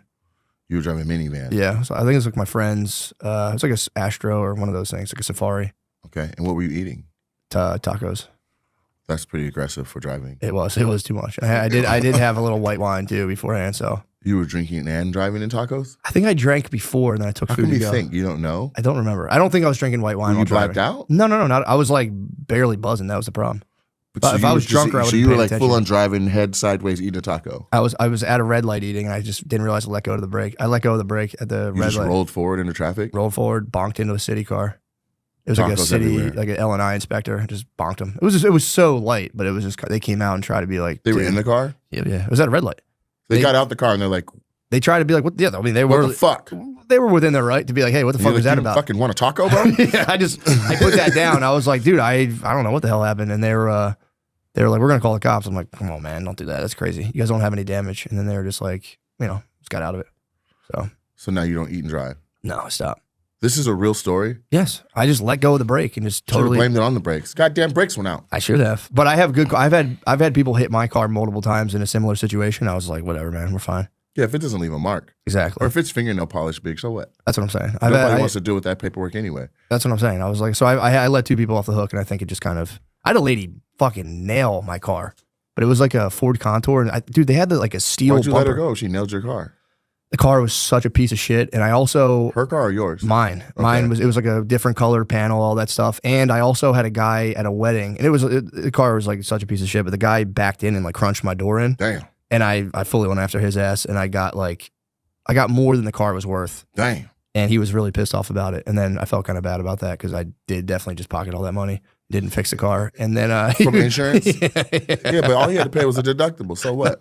he don't think he wanted to go through his insurance, so he cut me a personal check for like Oh my gosh. $1,700 For a $200 car. And he was like kind of evading me a little bit, so I had to like call him up, and I was outside his office. I'm like, bro, I need to get my car fixed. Like, you got a fork. And he was like, I know you're not fixing this fucking car. And I was like, bro, I'm fixing it right now. My spine. Please. I didn't do that. Yeah, because I wasn't in the car. We were at like a wedding, and he backed into the car. He did fuck my door up, but Was after he at the wedding too? yeah, he might have been having a little white He wine was- and tacos himself. He was dude. part of the family? It was like in-law other side. You know, the two sides come together at the wedding. So yes. It wasn't blood. If it was blood, I would have let it slide. But I don't know this guy. Yeah. I don't know this fucking guy. And it was a long time ago. Now He's on the other side of the aisle. Fuck him. yeah, I'm a better person now. But back then, I was on. I was hungry for that paper. I need my money. I was like, give me my $1,700, bro. Amazing. Yeah, I let somebody go too one time. I got bumped. It wasn't bad, but I couldn't understand him. So I was like, fuck this. Yeah, I had an old Chinese guy hit me one time. I got all the way to Spanish 3 in school and lived in LA for 12 years. And this guy I couldn't understand, but I knew it was Spanish based. Yeah, you could have really wrecked his life too if you're like, "No, the cops are coming, bro." Yeah. Yeah, you could have called ICE. Yeah. Potentially, that would suck to have to go back to Honduras over a fender bender. I wonder if he was Honduran. Yeah, I mean, I'm just guessing. That would fucking suck though. They just would pry him blow. away from his children and his wife. That's and what I'm send saying. him home. It's like you have like a family, of a job, you're living the American dream, and then it's like, no, dude, you scratched my paint. Wait, the fuck you doing eating tacos in traffic? Yeah, you got to go fucking back. He's like, what's a taco? Yeah, true. Yeah, an old Asian guy bumped me one time. Really? And dude, it was like we were like neck to neck. We were just like in like gridlock traffic, and he just somehow, and I'm like watching the He whole was thing. driving? Yes, and I was like, there's no way he's trying to. He just tried to get into my lane and hit my car, and I was like, dude, He just never saw you. we had nowhere to go. Or he did that thing where he expects you to stop and let him in. Dude, we were it was like I started laughing. Were you parked the whole time? Like still? We were pretty still from what I remember. I think we stopped. But did you inch forward at all? No, it wasn't one of those because I let people go. I'm not going to be like, no. He like came. I didn't even see him. He was behind me. He just came from behind? Yeah, so I think I was like, hold on, I'm sorry. yeah, no, did he? The double entendres are No, strong. did he, dude? I got hit by an old Asian dude. Hit me From the back. That You would saw be- the whole thing. That would be crazy. I He think I just just saw slowly him put in my it into mirror your car. coming, and I was like, what the fuck is this guy doing? All of a sudden, he was just donking. I was like, bro. He's like, wax on. He was so funny though when he came out. He was just like an old Asian guy who was like, he got alerted. He had the exclamation mark above his head. Huh? And I was like, dude, you're too funny. You got to go. I can't hold this against you. This is so Did funny. you get his name? No, he was couldn't speak any English, and he kept being like, oh, not so bad, not so whatever Right. he was trying to say, and I was just like, bro, you're hilarious. Just go. You guys are so fucking funny. That's amazing. Yeah, so that's why I got blessed by the L&I guys from the city when I they could have got me. They're tied in with the whole So you're saying group, it's karma. You believe in karma. big time. So you let all those other people off. So then when you slow rolled into the LNI guys and they let you off, you're like, thank God, it's because of all the people I let off. That's just how I roll. I wasn't even thinking about the future rewards. I was just like, I've always fantasized lightly about like someone like fucking like nailing my car or something, and me just being like cool as fuck and being like, dude, I don't even care But about they're material L&I? possessions. Yeah, they're So like, they just went to work and put in a claim? it's a city They vehicle. both It's not were even like, they labor and industries. probably fucking did. They You probably changed their fucking lives. They'll never work again. That's, by the way, that's what cops are all after. They're Yeah. all trying to get put on disability. Yeah. Like, oh my God, it's crazy. They I've never wanna met. I chase thought you. construction was bad. Cops are like, they all want to go on. I mean, I shouldn't say all, but I would say like 99.6%. 0.6 is so specific. Yeah, I mean, I'm leaving a couple. There's Most obviously people just go 99.9. They just go all the way. 0.6, 0.6 is 99.9, wild. Like you literally left 3.3% for error, like a poll. 0.4, bro. Yeah. Well, I took from the 0.99. So what do they? How do they get disability? Like they're chasing someone and twisted an ankle. So a cop can't sue the city per se, but yes, if they get hurt, they can go on like just basically disability, and the city will cover them. So if you get hurt, you can't sue the city and get $1 million. Right. But if you can prove that you're hurt because of the job, you'll just carry cop benefits for the rest of your life, and you can just chill. Really? Yeah. So like, oh, I can't sleep and my feet hurt. 100%. Yeah, but what they will do is if you're not hurt enough, they will put you on desk duty. So if you can prove that, like, if you sit down at a desk, it still hurts your back. Like, if you're like, oh, I can't sleep, they're like, yo, to desk duty. But if you, like, get fucked up and you're like, dude, sitting all day doing paperwork on a It's not fucking gonna back, work. yeah, My knees are locking up. My back is. they'll fight you on it. But if you can prove it, they're like, all right, and you're Do done. they like send people to follow you and like see you? Probably. You probably have the playing same thing. softball, like motherfucker. Yeah. I knew a dude who lost like a couple $100,000 playing goalie in street hockey when he had a case. I knew a And guy. they took pictures of him just fucking playing street hockey. His lawyer was like, motherfucker. Yeah, I knew a guy. It's a guy named Mr. Terry, and Mr. Terry, he would put his head down like that, and he would act like he had a club foot and walk. And Mr. Terry had an L&I claim open. He won, but it was a trip to see him be like, all right, y'all, I'm about to head out. God damn, and then do it when he leaves. he held that shit for like 3 months. What was that movie where the guy at the very end was like limping and he starts walking? I forget. There was a fucking. I have no idea. I think so. Yeah. Is that it? That's a real thing? I'm just Yeah. talking about Mr. Terry. But there's a movie where because I used to work with a guy who fucked his foot up and he would limp and we'd all laugh like, dude, I guarantee on Friday he just fucking as soon as he gets to his car he's like, oh, all right. Wow. Because he limped and he I think he got like, they fucked his foot up like forever, and he got like $100,000. I think there's like prices. Like if you lose a finger, that's like $16,000. That's it? Yeah, well, I mean, yeah, you would think so for a finger, but yeah, it's not like you don't get like 100 G's for a finger. I could be wrong, but I think there's like different based on the finger. Like you lose a thumb. True, they got to break. You're bread. fucked. Yeah, you're not even a human no more. That's true. It's the only thing that separates us. You're a fucking monkey again, man. I could be wrong about that, but I think there is like a real like value thing on like your body parts for like if you lose them at work. Is there value? Yeah, I think a pinky's like you get like. What do you think is the most expensive body part? A private? Yeah, if you lose your dong, you're fucked, dude. You can't even reproduce. That's got to be $1 million, or it might be like a deli counter. Like they have like, what's your meat? There it is, the value of body parts. Yeah, there we go. Arm 124. Yo, let's go. Stitch an arm. It's got a blur on it. Yeah, so assembly line worker loses a finger might receive 18 G's. I'm pretty close. Accidental death and a dismembered insurance policy might be 5,000. What the fuck? I'd be pissed if someone paid me $5,000 for my life. Your arm would be 124. There, 124,000. nice There we list. go. 64. Fourth finger. Yeah, so your pinky finger is 6,000. Your thumb, you do get more. You're absolutely right. 35, but 35, bro. That's not enough to never be able to grip again. Yeah, I mean, your eye's worth more than your thumb. How? Because you can't see. Foot's 82. Yep. Big toe. You can't even balance without a big toe. Yeah, dude. That's what you get. New York Workers' Compensation Board. They figured out your body parts in a dollar amount. I don't know how. Hand is 100,000. Yeah, 100 G's for 115 for a leg. That's not. Why is your arm worth more than your leg? I guess it's easier to kind of have like a peg leg. I guess. Why is an arm worth more than a leg? I guess you use your arms more, but if your leg, you can just stand on whatever. It doesn't even fucking matter. Get a kickstand. It's fucking. Arm should be at the top for sure. Yeah. Eye's nice. I wouldn't. You can't even hug anymore. That's true. Yeah. How else you you do gonna a push up? Mash yourself against ladies' tits and be like, "What? I'm being nice. I'm fucking." Can't drive.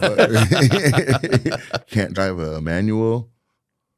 Yeah, you can't do shit really. But with a leg, you can. You just got to get real busy. Yeah, leg, you just peg it up. You'd be all right. But yeah, now you know. No ear? Like, what's an ear if you lose your ear? But I think that this is the trouble working for yourself. Yeah, losing an ear I don't think they even include that. But if you work for yourself and you lose your hand, you're just fucked. This is amazing. There's no dick, nothing on there. Like, I need more body parts. Dick's probably, like, they keep that behind the glass. That's like reserved information. They don't want people knowing. Because dick's got to be if you get your ass blown millions off. of dollars. Your ass? Yeah. If you blew your ass, they'd be like, here's 80 grand, shut the fuck up. You think so? I bet an ass is worth like 6,000. It's got to be the least. Like, you don't even need it. I fucking blew my ass up at the factory. They're like, dude, shut Can the you fuck type up. in how much is an ass worth? I think something else is going to come It's out. got to be. True. What's an ass worth right now? What is ass worth right now? Shit. Depends on it's from a prostitute girlfriend or a wife. A wife? Half. Yeah, so I don't think you can. I don't think you can like really. Somebody said, well, $20 is $20. Because they can also, if you're talking about losing a cheek, they can pop a cheek on. That's nothing, man. You can mix and match with that. Yeah? Yeah, if you like someone somehow like again, that'd be a crazy accident to cut your ass off. That would be nuts, dude. I feel like more people smear it off. What do you mean? Like a motorcycle accident Yes, or something. big time. Where they just like a pencil Yeah. eraser. Or the mailman, they got that whole window open, man. If you fall out, you can just scrape your ass on the gone. fucking side. Yeah, there's just a little smudge on the ground and Yeah. disability. Yeah, true. $6,000. Yeah, if you lose your ass, again, it's like the problem is if you somehow destroy your asshole at work, that's where the big bucks come in. You get the hole, they gotta pay you. That's where but your they cheeks- but they got the surgery where they just snip something and bring some new hole down. True, yeah, they pull it down. Yeah, they can cut out like half your intestines and they're like, whatever. We got over 100 feet. Yeah. Who was I talking to? I don't know. Someone I know had like a shit bag temporarily. They got fucked Because up. of that? He didn't like fuck his ass up at the factory, but he had like something else going on where he's like, And they just pulled down, gave him a new booty hole? I think they gave him a temporary setup where he had like they like popped it on the Colostomy out. bag? Yeah, he had like the colostomy, but temporarily. So I don't know if it was for life. I don't know how the fuck they do that. I don't know either. I know somebody that just got one. The shit bag? I don't know if it's a shit big. What's the one for urine? Just only pee. I Is didn't- that a thing? I didn't know you could. I think it's a camelback. That's like those back. No, I don't know. I don't know where. I don't know. Right, they drink their own piss and keep going. Shit. I didn't know you could. I'm sure you can have one of those, but a pee bag. A pee bag wouldn't be bad. Shit bag is rugged, dude. To be out in public. Right. My friend has actually a ring. Well, not a ring doorbell, but he has security cameras around his house, and he's caught a dude emptying his shit bag in his driveway Really? on cam. Yeah, that's a. Do you know that guy? No, he doesn't know that guy. What the fuck would make him do it there? I don't It's know. already in a bag. Take it somewhere like appropriate. his It's not like he house- had pressure on his body. His house was in like the neighborhood's kind of fucked up, but it was like his house has like a driveway, and none of the houses have driveways. Okay. So people would go up there for years, and like, dude, people would fuck back there. So it was like, Oh, he had that house. yeah. So yeah, exactly. He had, and like it was like, and it's right off of in Philly. There's like Lancaster Ave, and that's like Lancaster Ave's like an open area. It's like an open air like drug and prostitution market. So everyone goes. He's like a block behind. So that was like the quiet area you would got go to the like spot. to do shit. Yeah, But to drop out all your shit out your bag there. that's wow. disrespectful. Yeah, fucking's one thing, but he has it all on vid. He has like dudes just busting on prostitutes quickly. What do you mean? Like just little quick videos? Yeah, well, it's just it doesn't. He has the video. It could be as long as they want, They're but good at their job, man. yeah, especially when you're standing in the driveway, you got the adrenaline pumping. You're holding up a leg, the blood flowing. Yeah, dude. Yeah, he said these. Somebody's like, I gotta pour out my shit bag. Exactly. Hurry up! Hurry the fuck up! I gotta pour out my shit bag. Yeah, it's like disturbing. He showed me some of the videos, and I'm like, man, that's like almost disturbing. He should put out a series. It would be within his right, honestly. As I Like told Dark him, Driveway. like that's your. I'm like, that is your content. You could put it out. It's like shit bags. Fucking, mostly people fucking probably be the stuff people want to see.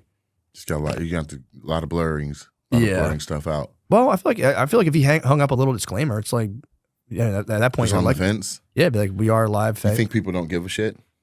Or they just don't read it. If it's nighttime, it's like, you can't see that. But then it's like, you're going to go Man, sue. I remember one time in high school, I was with this girl. You ever been with a girl and you're looking for a place to fuck in a car? Mhm. And usually they're just going, no. They're like, we're not doing this. It just depending on the different spot that they're looking around like too bright, Yeah. too whatever. Well, this particular girl was like, make a left, right? And I was like, oh shit, you got a spot already? Oh, wow. We pull all the way into the spot and it's dark, and then mess around or whatever. And then I get in the car and I turn on the parking lights or whatever, and right in front of the car is a sign that's like, help us stop prostitution. I was like, whoa, you took me to a spot where it's that popular that they already have a sign here. Whoa. Yeah. What did you like grill her on this? That's like when women have No, she condoms. was Whenever women have embarrassed too. Like, condoms on them, I'm like, eh. Right. I don't think she knew that. I don't know, but she acted like she didn't know that was there. So we both were like, what does that say? Yeah. Holy shit. I had another time. This is completely separate. I had another time in high school where we were looking for this place and then found one, messed around. We didn't even smash, but I think we just like petting, in high school, little finger bang action or something. Oh, yeah. And I got out of the car to get from the driver's seat to the back seat, and then somehow I dropped my phone. And I didn't know where we were because it was dark, and which sounds like a cop out, but where I'm from Lacey, Washington, and so like you can literally be on a street with hella lights and then pull off where you are the lights. Yeah, And so anyway, the next day in broad daylight, we had a phone call. It's like, hey, I heard my dad on the phone, and it's like, yeah, we found this phone on our property. And this number, dad or whatever was in, so we dialed it. It's like this was when we had the LG flip phones. Yeah. It's like, okay, who is this? It's like, oh, this is Pastor something. It's like, bitch, you took me to a church? So, yeah, I finger banged at a church unbeknownst to me, or at least in the church parking lot. Yep. Yeah. I feel like there's a lot of finger banging going on in the church parking lot, though. I think there's more inside, but I just didn't know. I didn't know where I was. You know what I'm saying? Yeah, I used to do behind the Verizon store. There was a Verizon that they just stopped construction on. So there was just an empty Verizon store. That was like my spot in high school. There was a Les Schwab tire store. Oh, the tire store would be decent. I used to keep a blanket and a pillow. They had the building, and they had like 4 bays, and then the building ended, and then it was like an outside bay that was like completely invisible. That's kind of a nice little carport. Right. Yeah, I remember But I was with the girl, and she showed another guy. So one time I went to go back there, and there's already a car back there moving. And I was occupied. like, what the fuck? You honked. And I knew whose car it was, though. Oh, no. Yeah. The license plate's like Jeremy. I'm like, what the fuck? God damn it. God damn it, Jeremy Nelson strikes again. Yeah, my dad called me carrying a blanket That and you pillow. might want to delete out. That's a real name. Yeah, we'll That's a blank real his name. We'll blank his person. name. Yeah, fuck it. He'll like it. What's up, Jeremy? I was there that night. He was fucking, no problem. Yeah. I had a Graham cracker toenails. my dad called me carrying like the blanket and pillow to my car one time. He's like, "What are you doing with that?" I heard you say you had a blanket and pillow in your car. He was like, "What are you doing?" I Shit. was like, "I don't know. If I ever have like a sleepover, I'll be like ready to roll." Just be ready to rock. And he was just like, "All right, dude." I also had like some like landscapers. The Verizon finally went like active. And it was during the day too. I was just going nuts, and these Mexican dudes just walked out and just like came up to the car and I had to be like, yo. Get out of here, guys. This ain't the spot. Come on, guys. I'm more. I still am more. Mountain Dew. You know what we all need to get more of? Off our ass. With bold flavors and a refreshing citrus kick, Mountain Dew will have you off your ass and have you feeling like you're on an actual mountain. A mountain where the weather is always perfect, your friends are ready to hang, and a day of epic proportion awaits. Call out my favorite flavor. I'm going to go with original today. I'm having an original kind of day today. Talk about what game/activity you'd play with friends. Should be fun, competitiveness, and social activities. Well, first, me and my friends would sit together and just all drink a responsible amount of Mountain Dew, and then we'd go to the bars to talk to the ladies. And if the ladies weren't exactly feeling us, we would just go back home and just do some bench presses and work on our physiques and try to get ourselves as ripped as possible. So next time we see the ladies, they're going to want to kiss all of us. The mountain is calling, and you should answer. Grab your friends, grab an ice-cold Mountain Dew, wherever refreshing beverages are sold, and do the dew, all right? Mountain Dew! Mountain Dew! Mountain Dew! They say first impressions are important, but what about lasting impressions? That's where Blue Chew comes in. Blue Chew helps give men longer lasting and stronger erections so you can perform at your very best. Blue Chew is an online service that delivers the same active ingredients as Viagra, Cialis, and Levitra, but at a fraction of the cost and in a chewable form. The process is simple. Sign up at BlueChew.com, consult with one of their licensed medical providers, and once you're approved, you'll receive your prescription within days. Blue Chew tablets are made in the USA and prepared and shipped directly to your door. The best part? It's all done online. That means no visits to the doctor's office. And I have something to say about that. It's semi-discreet, but they fucking ship it to a giant box in your house that says, have the best sex of your life, Blue Chew. So maybe discreet the packaging a little bit more. They sent me the fucking sampler. It came to my house. My motherfucking babysitter saw it, and I had to be like, oh. Not that it matters if my babysitter thinks I can get hard or not, but it's just fucking kind of pissed me off.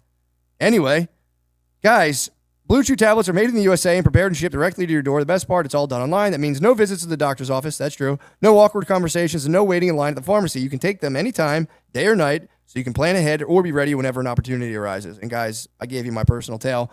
Blue Chew wants you to have the confidence to perform at your best, so discover your options at BlueChew.com. And we've got a special deal for our listeners. Try Blue Chew free when you use our promo code DRENCHED at checkout. Just pay $5 shipping. That's BlueChew.com, promo code DRENCHED to receive your first month free. Visit BlueChew.com for more details and important safety information. And we thank Blue Chew for sponsoring the podcast. Prize Picks is the best place to get real money sports action. With over 10 million members and billions of dollars in awarded winnings, Prize Picks has made daily fantasy sports accessible to all. You just pick more or less on at least 2 players for a shot to win up to 100 times your cash. Run your game all season long on Prize Picks. Prize Picks is the only real money daily fantasy platform with an injury insurance policy, so your lineups stay in play even if one of your players gets injured. If your player leaves in the first half and doesn't return, Prize Picks keeps your lineup live. They have an exclamation point. I'm trying to honor their exclamation points. Keeps them live. Sign up today and get $50 instantly when you play $5. Another exclamation point. You don't even need to win to receive the $50 bonus. It's guaranteed. Another exclamation. Jesus Christ, man. Think Justin Jefferson will get more than 83.5 yards next week? Lamar Jackson will pass more than 1.5 TDs? Cook up hot takes with your friends and will win real money this football season when you and your crew run your game on Prize Picks. I mean, guys, you know how I feel. I fucking love real money sports action, daily money sports action fantasy platforms. Guys, come on now. Download the Prize Picks app today and use code DRENCHED to get $50 instantly after you play your first $5 lineup. That's code DRENCHED on the Prize Picks app to get $50 instantly after you play your first $5 lineup. Prize Picks, run your game. Come on now. Guys. Let's talk about True Classic right now. I mean, I genuinely like True Classics t-shirts. They have absolutely ousted the other t-shirts in my closet. They feel more. I used to wear Uniqlo, and now I do kind of look like a fat squish body in Uniqlos. They're real flowy. Anyway, I do like True Classics. Whatever. Designed to accentuate your best features, True Classic shirts are tailored for a perfect fit, snug in the arms and chest with just the right amount of room in the midsection. True Classic sells premium products at an affordable price. You can get their best-selling t-shirts, hoodies, jeans, and more in 3, 6, and 9 packs. True Classics activewear becomes essential for workouts and vacations alike. Their activewear crew necks offer moisture-wicking, quick-dry, and odor control. Pair them with their super soft, stretchy joggers for all-day comfort. The holidays are here, and True Classics ultra-comfortable, perfect-fitting essentials make for the perfect gift for you and the men in your life. What the hell? Oh, they're talking about like your brothers and stuff. So if you're ready to upgrade your closet, shop now and unlock big savings during their huge holiday sale. Just go to my exclusive link at trueclassic.com/MSSP to save. That's trueclassic.com/MSSP. Please support our show and tell them we sent you. End of the year holiday cheer thanks to True Classic. Let's get back to the show. I used to call this the magic burrito. And so what I would do is, why'd you perk up so much? I didn't know what you're talking about. Like, what the fuck are you talking about? I'm talking about being ready for whatever in the car. We're talking about fucking cars. You're talking about the magic burrito. I'm like, all right, let's go. So this was what a magic burrito was, right? Like I had this whole period of my life where I was like, let me see if I can get a hand job. For sure. Right? And so a magic burrito was a hotel lotion wrapped in a face towel. And so all of that shit would be in my backpack. Like I had magic burritos. What would you use them like a fifi, basically? What are you saying? What's a fifi? Like the prison pussy people make where they put like sandwich bags together? No. So you would just store lotion in a towel in case the hand job was hotel lotion. And then you roll it up like a blunt or whatever. I thought you were saying you like squirt it into a towel. No, it was still in the container. Got you. But if a girl was like, let me see, I'd be like, I'll bet. You would pull out bust the out. magic burrito. I got a cloth, I got lotion, let's go. All I need is your little. Oh, you had the whole set. You had a mobile It's a kit. magic burrito. I see what you're saying. I thought you were I saying just you need this squirted- cold, awkward hand. That's all I need. Yeah, true. We were young. It's true. Yeah, they should. I'm talking before people knew the twist at the end. Yeah, true. We were young. It takes a woman a whole life to learn how to give a hand job properly. Yeah. Do you remember when off. you first got like one? You were like, wait a minute. I thought I was getting hurt, dude. Yeah, it was the first time I got a hand job. I think it was in like grade school. No, I don't mean like a bad one. I mean, do you remember when you got the first time I got one that I was like, hold on. up. Yeah, dude. It's crazy. It was a revelation. Right. Like, do you ever have a hand job that was like, it was better than what you had been doing to yourself before? I'm the best, bro. I'm the best in the biz. No, I'm the best in the biz. But there had to be a time where you weren't, where you were just doing straight shots and somebody hit you with your first double twist and you're like, oh, you can do that? No, I'm telling you, man. You on your own figured out you could double twist your dick. I don't double twist. I've never double twisted. When you were the high and tight or whatever you figured out, but you were on your own, you figured out there's levels to this shit? I mean, I didn't realize how bad girls were until like grade school, and I was kind of like, whoa. I was like, yo, stop. Like, this hurts. They were just like trying to like upward it. And I was like, yo, well, that's a lot of meat. Bottom part's worthless, dude. Please, like, I can't feel any of that. Yeah, come to the tip rather than everything's are. Please. Yeah, I mean, I'll hold everything I down. guess I'd have to say like maybe like a wishy-washy. I've been to like the wishy-washy before back when I was a young man. What is wishy-washy? That's like when you go in like the massage parlor and the Asian ladies like give you a bath and jerk you off. No, I never did that. Yeah, I wouldn't start if you haven't already done it. But the is it addicting or something? When you're younger, it's just like you get drunk. Those are everywhere where I'm from. They're fucking everywhere. Foot spa. They're everywhere. Foot everywhere. massage. Every time you drive around, and once you know what they are, I'm like, fuck. It's probably too easy to just be like, it's I ain't doing shit. I might as well just pull off. The problem is kids, I'm going to the movies by myself. Yeah. The entrance is the worst part because you got to like walk in and you're just like, Jesus fucking Christ, and then you're in there and then you leave and you're like, oh. Do they know you, or is there like a process where you're like trying to not look like a cop? Yeah, I don't know. I kind of look like a cop, so I was like, I don't think they care. But you don't think they don't even give a shit, huh? No, not at all. They a lot of them have the FOP stickers on the outside window. They're paying the cops. They're like paying. Really? Yeah, you can be like an FOP like donor. So okay. I remember thinking that was kind of a wild move though. They had like FOP year after year all over the window. Just as, hey, we donate. You guys leave us alone. I would say. Sorry, my allergies. I think it's a bad habit. It's a bad habit. Are you getting emotional? I'm thinking about the wishy-washy getting emotional, dude. I mean, dude, to be fair, they like literally lay you on a table and just like dump buckets of hot water on you and just fully wash you down. Now, this sounds like a relaxing experience. It's definitely, if nothing else, it's a relaxing experience. Do you think people could tell that you did it?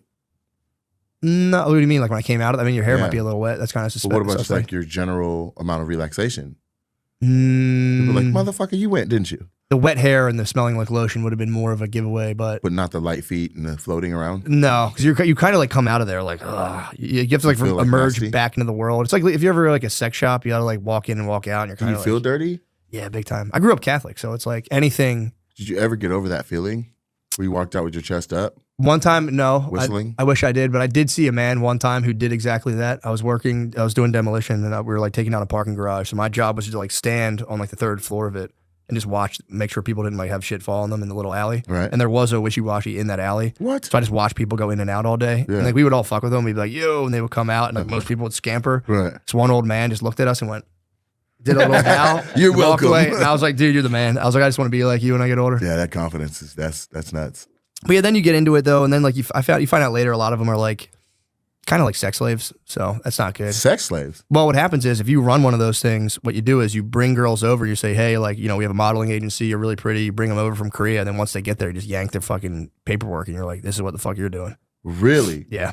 I didn't know Doesn't that. seem to be what's going on. Because, like, Some there could be. cars outside are like old ass Honda Civic hatchbacks and shit. Like, these are old ladies. Yeah, well, that's the mama-san. But then it's like, there's definitely a dude running that place. Really? Oh, yeah, bro. Definitely. They're like organized crime. Yeah, you're bringing women What's in. Mama-san? That's the head lady, the old Like a lady. who madam? Gets the madam. She gets to Okay. run it. Yeah, the mama-san. I know a little bit about it because Seattle's built on whorehouses. Yeah. Yeah, like the whole underbelly of how Seattle. Really? Yeah, there was like one madam that had like 37 whorehouses. And so the entire industrial, it being built and stuff was like paid for by. Yeah, I was reading a book recently. That's fucking awesome. I was reading a book recently and No, type in Seattle. well, let's check these Yelp reviews first. Let's see. Found Yeah, I read a book. It was like set in the 1890s, and That's not what I'm looking for. You're about to find some actual ass for sale. No, like the history of Seattle and whorehouses. Like I'd like to maybe try history. apparently they had a huge boom out there. I think maybe that was the gold rush. I don't know. Miss Ma or something. First prostitutes were Native American women. Yeah, I'm sure they weren't really kind of, like, hey guys, you want a job? That might have been a kind of a coercive situation. There was a lady, Madam Lou. Boom. Who is Madam? Right at the very bottom. Oh man. Click that. Madam Lou. There it is. Lou Graham, born Dorothy Georgine Emmeline Oben, was a German-born woman who became famous as a madam of a brothel that is now the Pioneer Square district of Seattle. That's shorting what she did. But they had like taxes. They had a seamstress tax. All that was just how to tax the whores. Oh, that makes sense. Yeah. So like this city was built on. Yeah, dude, back she in is. those little towns, or those, they were little towns originally. You have to type probably Madam Lou Graham. Yeah, I was like, who the fuck is that? But everyone was coming in for working on the railroad, working on in lumber, working on whatever. So people had money. Yeah, man. And she was cleaning up. Well, dude, and back then too, it would like, say you were just you're a girl and your parents both died, you would be like, if you didn't have any immediate family, you'd just be fucked. So you'd just be like out, just like sitting there, and someone just Can we click that one right there that says she got arrested by a rookie cop that didn't know? Oh, The left one and the red. Yeah. What does that say? It just looks interesting. oh shit. She was so influential that she had all charges cleared and had the police commissioner fired. Yeah, dude. Do you know how much pussy you have to sell that if you get arrested, you can get the commissioner fired? Yeah, and also she probably had the DOS on all those guys. So she was like, Yeah, she called the mayor and was like, for sure. She's got the Diddy list. she did. She did For sure. She's untouchable. That rookie cop fucked up.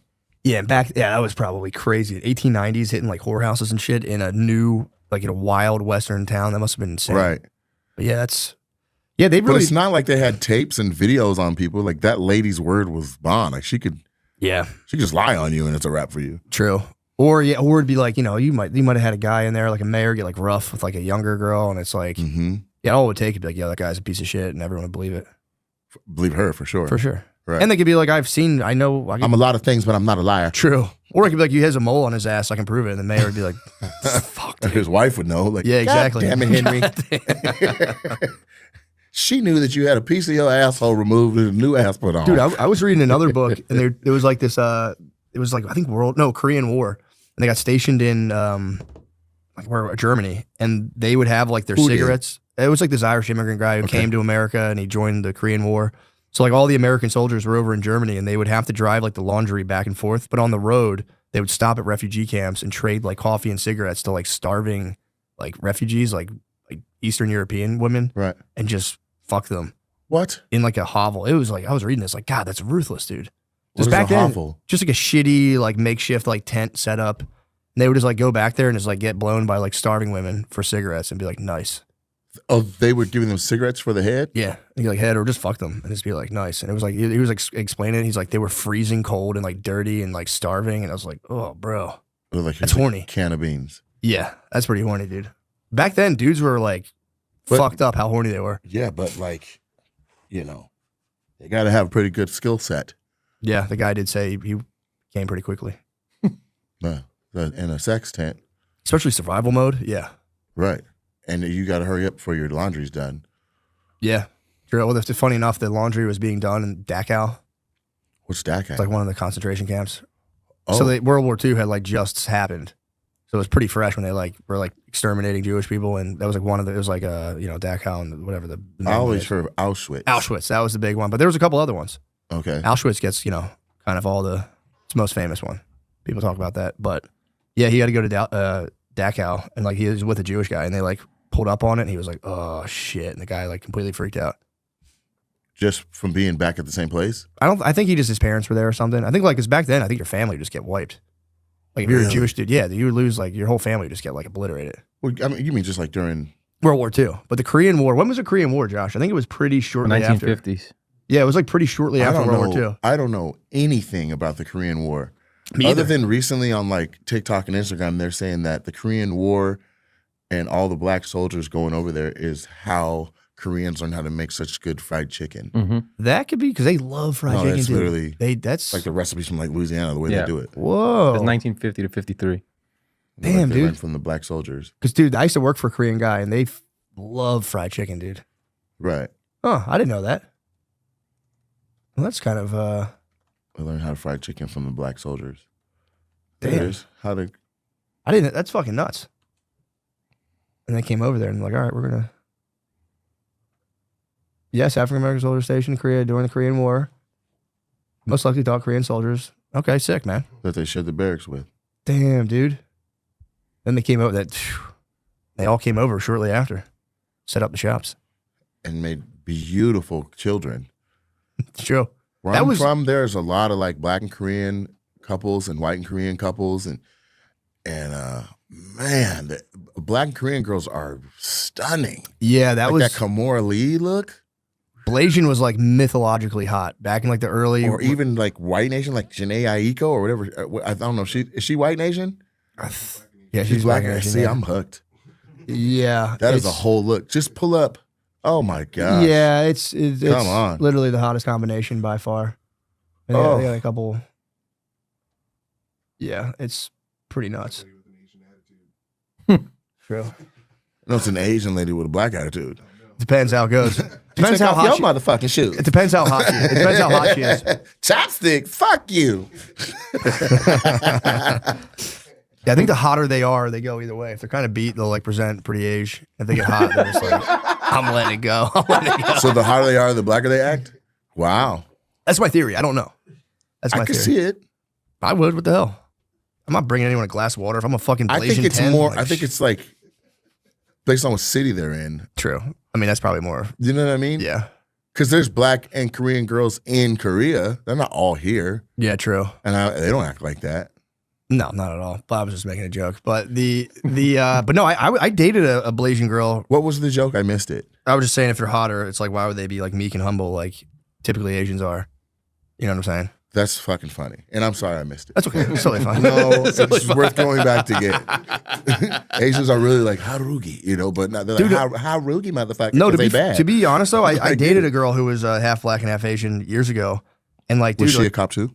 no, she was not a cop. She was a fucking doctor. Actually, she was studying to be a doctor. Of course. I only deal with women of magnets of industry. There's big leader titans in the industries. But I would like be sitting there like drinking water and like my water cup would get low and like not even like making a big stink about it. She would like pick it up real quick, fill it back, and set it back down. I was just like, what the fuck? Wow. The hell is Like this? this is part of what I do. That was just a setup. It was just like, oh shit, your water's low. Let me go get that and fill that back up. And I was like, man, Culturally. hospital. Yeah, exactly. The hospital. I asked her, I'm like, what the fuck was that about? She's like, it's just been drilled into my head. I could see that. I have a homegirl that's Guamanian, and she's similar too. What is she? Guamanian. Oh, Guam. Chamorro. Got you. Yeah, from Guam. Mm-hmm. Yeah, very service Service-oriented. of their husbands oriented. I know it's fucking, not the worst thing in the world. I think it's pretty damn cool. To be honest with you. So what are your aspirations in the romantic sense? Are you bachelor for life, or do you have kids? Are you No, married? man, I don't have any kids. I'm not married. I'm single right now. I want all that shit. Yeah. But I think it's, oh my God, I don't know how I'm gonna do it. Yeah, you travel. You're saying you're on the road It a ain't lot. even that. It's like now things have really taken off. Like True. it's been in 2 years. Like to give perspective, like I went from not having TikTok or whatever Mhm. to like, do you know my whole little origin story? No. Tell me. So, I own the biggest black-owned comedy club. I in did see America that. I in did see Tacoma, that. Washington. It's called Nate Jackson Super Funny Comedy Club. Sure. Okay, I did Wildin' Out and a bunch of stuff like that. A friend of mine told me to get on TikTok because he was having success on there, and I was like, "Come on, dude! Like, who needs another app?" And he's like, go to my page, screenshot it, come back the next day and compare and tell me if you still don't want to be on there. And I went and looked and I was like, that's ridiculous growth in one day. Yeah. And so I got on TikTok, like posting the stuff that wasn't jokes. That wasn't material, right? That ended up being crowd work or whatever. So that's Matt Rife telling me to do. We were boys. He not consistently was my feature, but we had like some gigs before, like he was the so that was the Rife man being like, bro. Yeah, that was Matt saying like, yo, gotcha. And then I did it, and then shit went crazy. And so now I got like 3.8 million or something like on TikTok. Damn. And so my road manager was telling me the other day, he was like, dude, that's like 1 in every 97 Americans are following you. Oh, right? fuck, yeah. So dating has changed. Yeah. Because if they don't know who I am, somebody's like, oh my God, bitch. I've seen him on TikTok. Or a waiter's like, sir, yeah. can we get a selfie? Yeah. Like, and so then it affects the dynamic of just when you're to know dating somebody. and that happens, it's the best. Because then a girl's like, is it they like though? that. Why? What's the downside? I mean, there's plenty of downside. Like they're not even being who they are anymore. They're like, oh, caught a whale. Yeah, that's true. Okay, sugar. I didn't think about that. I'm just thinking about coming. Yeah, that's true. If you're trying to life building, that is And tough. that's another thing, Tough. right? Before they knew that, like coming was an option. Yeah. Now they know that. They're like, let's see how I can string this out. Women do that. They'll give you pussy faster if they don't think you're an actual contender for their heart for real. I could see that. That's the new thing. You've been married a while. Yeah. So the new thing is if a girl thinks she has no real future with you, but she's attracted, she will smash you.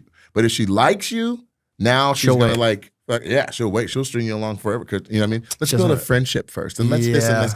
And you're doing all that being patient. Meanwhile, that same guy that has no potential with it is like, it was cool. Have you ever done that though? Has anyone ever just like sat and just like not smashed and built like a genuine friendship? No. Well, he said he has. What do you do though? You're just like, hey, Legos. let's wrestle, I guess, buddy. Have a shitload of wet dreams. Yeah, I feel like I always am like, man, I wish I did that. I was with my wife luckily when like, we were on like an air mattress, so it wasn't like. So you guys you got it out the mud together. Yeah, so that was kind of nice. Right. But the woman you said you were gonna have sex with behind my back on camera. The cop? A cop on an air mattress? That's really mean. That was like really mean of me to say that. But no, dude, yeah, we met before that. So yeah, I couldn't imagine if it was like, it would be kind of weird. But then it's like, what is even the problem with that? That's like being a lady with big tits, being like, you just like me because of my big tits. It's like, well, that helps, but it's also. And I swear to God, I've had this conversation many times, but it's like, who wants a cupcake with no sprinkles? Like, let's appreciate it for every part of it. Yeah. No, they're like a bag of M&Ms and they come to you pulling one of the colors out, being like, let's appreciate all the other colors first, so then I know. Like, well, no, I like the yellow ones too. Yeah. Most men are like, if I'm dating a girl or getting serious with a girl, I want access to the whole girl. Yeah. Let's talk mind, body, spirit, ass, all that shit. If they're serious. Yeah. Right? And so what's happened now is there's dudes that have acted or taken advantage of that, so then they build a wall around it, and now they're giving up the pussy last. And unfortunately, it's like your only barometer for telling if a girl truly likes you. Is, right. she gives you the pussy. Otherwise, because she can act like that. And then the girls are also like, you can get pussy anywhere. Let's build the other stuff first. So it creates this weird circle of just like. It does. And you're both open. Pain. That's the problem too. You're both open to, if you're online dating, it's like, there's just people who like they have been talking to or you have been or hitting you up and you got to be like, oh, actually, and it's like. Everybody got somebody, a floater, an ex, a next. That's a practice they say it's called cushioning that women do where they'll keep like communications going with like 4 or 5 dudes. I call it vine swinging. Yeah, it's some fucking bullshit, man. That's something I was never a fan of. I'm like, they're just my friend. I'm like, you don't have any fucking friends, dude. They have a whole column of guys that they would marry. You ever been over there? Then they got a column of like, they run their dating life like a game of fuck, marry, kill. Yeah, true. Legitimately. Yeah, that's pretty. Yeah, I was always more of a boyfriend type. I wish I was more of like the mysterious, kind of sexy intruder. I got a friend that's like, the one that's always the one that they fuck. Yeah. And he's like, I just can't get a girl to like love me for real. Yeah. That's his whole thing. Gorgeous dude. And he just got to the point where he'd had enough. Like he'd slayed enough and he was like, I want a family. Yeah. And every woman is like, ooh. Yeah. And he's like, calm down. Can we just talk? We chill. Talk. They're all tracing his lips. He's like, God damn it. Are you still talking about Matt Rife? No, I'm not. I'm talking about a whole nother dude. But I bet Matt goes through that same shit, right? That jawline. Yeah, he's a very Yeah. And once that like catches on too, once like enough women are like, oh my God, he's so hot, the rest of the hive mind kicks in. They're like, I want to suck his dick too. And you're like, well, hold on. Yeah, I can see it, I guess. I mean, I'm not into dudes, but he has a jawline. I think that's a feature that they like. You know what I mean? You know? The money. Yeah. Yeah, it is tough. I never thought about the kind of like, if you once you're like kind of doing well, then you have to kind of like try to pick, and then we have to pick someone who's. They just told me there's a dating app. I heard about this. Raya? I've heard about Does it. that sound right? Yeah, it's like an elite dating app kind of like Yeah, if so you're. it's like so everyone's not overreacting at who they see on there. Like, How do you even do that though? apparently you sign up like one of those private Facebook groups where you got to like answer the questions and they vet you and then they let you in. Oh, really? That's how. I mean, how else would a police chief date? How else would a attorney date? How else would a So it goes. It's like it goes. a Even if brand you're- new Detroit Lion in the Detroit market? That's like, my question. How hard do you have to be balling? Like if you're like if you're like a base, I if don't you're know like if a start it's out a brand thing, but it's got to be a notability thing, right? Like a weather woman is in there. right on. Should be, yeah. She's on TV every day. You know what I mean? Okay. She's not making the same kind of money as. But that. yeah, I know what you mean. But yeah, so they told me it was called Raya. But Someone just literally told me about this. They were Elite Singles apparently is one. yeah. But my there you go. How do you get on Raya? My users sign up by inputting basic information about themselves. Oh, they probably check your follower count and blah blah blah. Yeah. Well, my boy was like, "You're gonna have to get on Raya, dude." Damn. But then it's like, I don't know. I'm not even a celebrity like that, but You might be married. I think you're still Ray material. I do dude. I do get stopped though in real life. Like Well, how hard? exiting the Austin airport just now? Like, you know how you go at that last checkpoint? They're like, "There's if you go past there, you can't come back in." Where there's two ladies sitting right there. And one was like, "Shut the fuck up!" You know what I'm saying? "Let's get a picture, sugar." So we took a picture and everything. And she was like, "We are fans." So That's cool. Yeah, but like, how do you date? If I'm on a date and that lady walks by, shut the fuck up. I mean, you know what I mean? Like, I'm like, It is having online notability or notoriety is like a blazing sword in the online dating scene. I like got to test this theory out back when I was dating online. So I had like a regular profile, I was like, I was kicking around, regular dude doing stand up. And then my friends did like a web series and it had like Comedy Central. Mm-hmm. So then I got a picture. I had like a small role in it. So I got to put a picture on my dating app of me with the Comedy Central logo. forget about it. Bro. It wasn't even right. I should have done it. I mean, it was kind of some bullshit on my part because I had like a Forget about 2-second thing on a web series, but people see that and they go TV. Yeah. And the messages came in way faster. I tried to do Tinder, I think it was. And so where I'm from, my show, it was a show before it was a club, super funny comedy show. And we had this backdrop or like, we had a photographer, Scott Payton took immaculate pictures and he did it for like 4 years. So you could like just get dressed up as possible and at the end of the show be like, "Scott," and he would just literally be taking headshots of people. Yeah, He yeah. was that good. Yeah. So when I got on the dating site, like 99.6% of the bitches, okay, Yeah, you saw it. were Scott Payton pictures. It's like from my show. You know what I mean? You can just reckon, you know what I mean? So I was like, I can't get on the app. Everybody's literally taking pictures from my show. Yeah. I mean, I was a pig. I had no problem just utilizing that to my But advantage. but they wouldn't pick me. I don't know what it was. I'd be on like they would assume because I'm the guy that has the show and the star of the show or whatever. Yeah. That I'm slaying. So they would pick like my band members that were sitting behind me, or they would pick the comic that's in town, or they would pick like it was and like my homies were like, "Dog, I'm crushing." I had a homeboy. I'm not even gonna say his name because I think he's about to get married. But anyway, he was like, I just saw him on the road in Greensboro, and he was like, "Dude, I used to slay off saying I know you." I'm like, "What?" He's like, "Yeah." We'd be like, "You want to meet Nate?" I'm like, "Are you kidding me?" He's like, "Yeah." Like if they kind of liked us, like we would say that, and it was a wrap. Yeah, and you can totally. I mean, yeah, I hear what you're saying. It is tough because it's like if you genuinely want to have a family, you have to like somehow do the opposite of I don't that know line how. of thinking. And also, there's a certain type of woman that it would take, right? Like a woman has to sign up for a man that is like truly trying to go get it, and she may not be his number one priority at all times. yeah. Right? That's not a normal, like this, she got to be raised away or have like a certain upbringing or be around industry before or have try to chase it on, like some sort of a proximity to the game Yeah. to be like, this is a good guy and this is what he does. So Yeah. if they're like, and that's not on the app, that's not a thing. Like, so the women that fit that profile, like they have to have had some sort of history with somebody to be like, you know what I mean? I know what you mean. They're saying You like can't be their first rodeo that's a comic. There's no earthly way. Not if you popped, there's no way. Yeah, it's You're tough. gone. You're 38 weeks. You're out of there. You're gone all the time. The money's insane, but you're gone. Yeah, you're gone. They don't like that at all. It's like pick some dates and come with me. Let's do that part. Yeah. And then it's like, but you're still working. dude, it's nothing worse. My wife does that. She's like, we'll just like go out to dinner before the show. And I'm like, I'm not fucking going out to dinner before the show. I don't want to talk. I just want to chill. And we gotta sacrifice and go. Now we're sitting in Fuddruckers like, what the fuck? You know what I'm saying? Oh, fuck. And people are like, Yeah. excuse me, can I have a picture? You're like, I'm just trying to with my family here. No, Yeah. so it's a challenge. Yeah. It's not like to the point where I feel like cursed by it or nothing, but I could see where it's like, Yeah, I just let it rip, man. I was let it, but that's the thing too. I'm just saying, like, imagine, Yeah. like, who's a super known face? Like, that person trying to date, like, they have to struggle. Like, it's always there. you know what I'm saying? But it's one of those things. Yeah, it is. It's always there where it's like, do you like me for me or for Joey from Friends, like, in real life, is just like, I just want to meet a girl that appreciates me for who I am. Yeah, She's like, shut up, Joey.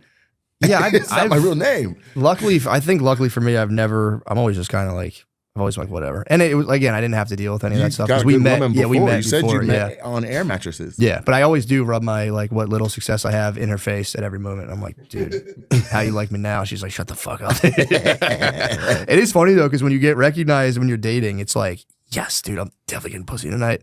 Now like it'll happen with my wife, and I used to even like rub that in her face, and now she just like get me into it. She's like, whatever. She's like, yeah, here, I'll take a picture. So Yeah, before I'm I'd be able to be I'm like, not even to that point. Like, if I'm with, let's say I'm with friends, and this is my new pet peeve. I'll just share it. It may not even fit where we're at in the conversation, but this is my new pet peeve. Mhm. If I'm with friends, or really it's my own like road, like my openers or videographer or road manager, Mhm. somebody will like not know who we are. Like, why do I recognize him? And they're like, you don't know who that is? oh yeah, You don't know who that is? Oh my God, we're on tour. That's the so Nate annoying. Jackson. And I'm like, I was That's just so trying to annoying. fucking eat some sandwiches. Yeah. Like, come on, guys. I was cool. I was flying under the radar for just a second. My wife does that. She'll blow my spot up all the time, and like they like don't even care. It's the internet, the way it is like people like see you like, oh my god, and then some people are like, Or I don't know nothing. who the Yeah, fuck that yeah. guy It's is. all or nothing. Yeah. So my wife will just be like, oh, well, actually, my husband's a comedian, and I'm like, bro, will you please stop doing that? Yeah, it's man? weird to sell it. I don't want that. And she's like, I'm just so proud, but I'm like, don't do that. She says bro. she's proud. Yeah, which is I know nice. they do it because they're proud of their role, like what we do together. You know what I mean? Because we're building a thing, and there's such inclusivity and you know, Well, we're really building a thing, and so I know they're proud of it. But I'm like, well, just let me just. Yeah, dude, I don't want to talk about it. Yeah. Yeah, that's. Which is weird because I rarely even wear this jacket. That But here I am, jacket's like, sick, I don't dude. even want to be who I am. Like, but I really, you know what I'm saying? But no, it is weird because it's one of those things. Like if you were like a dentist and you had 40 fucking dental practices and you're making millions of dollars, people won't freak out like that. There's something about show business that it like rocks people to their core. Because And it's I'll go a step further and say, yes, for sure. But then the social media, like, it's a whole, because they're taking a shit and holding you like this. yeah. Some people are like, dude, I got your stuff on autoplay on my TV. I don't even watch TV anymore. Or I got like the amount of connection is nuts. Like, I got out of a Uber 2 hours before my show where my assistant and merch manager was late and I had to bring in a crate.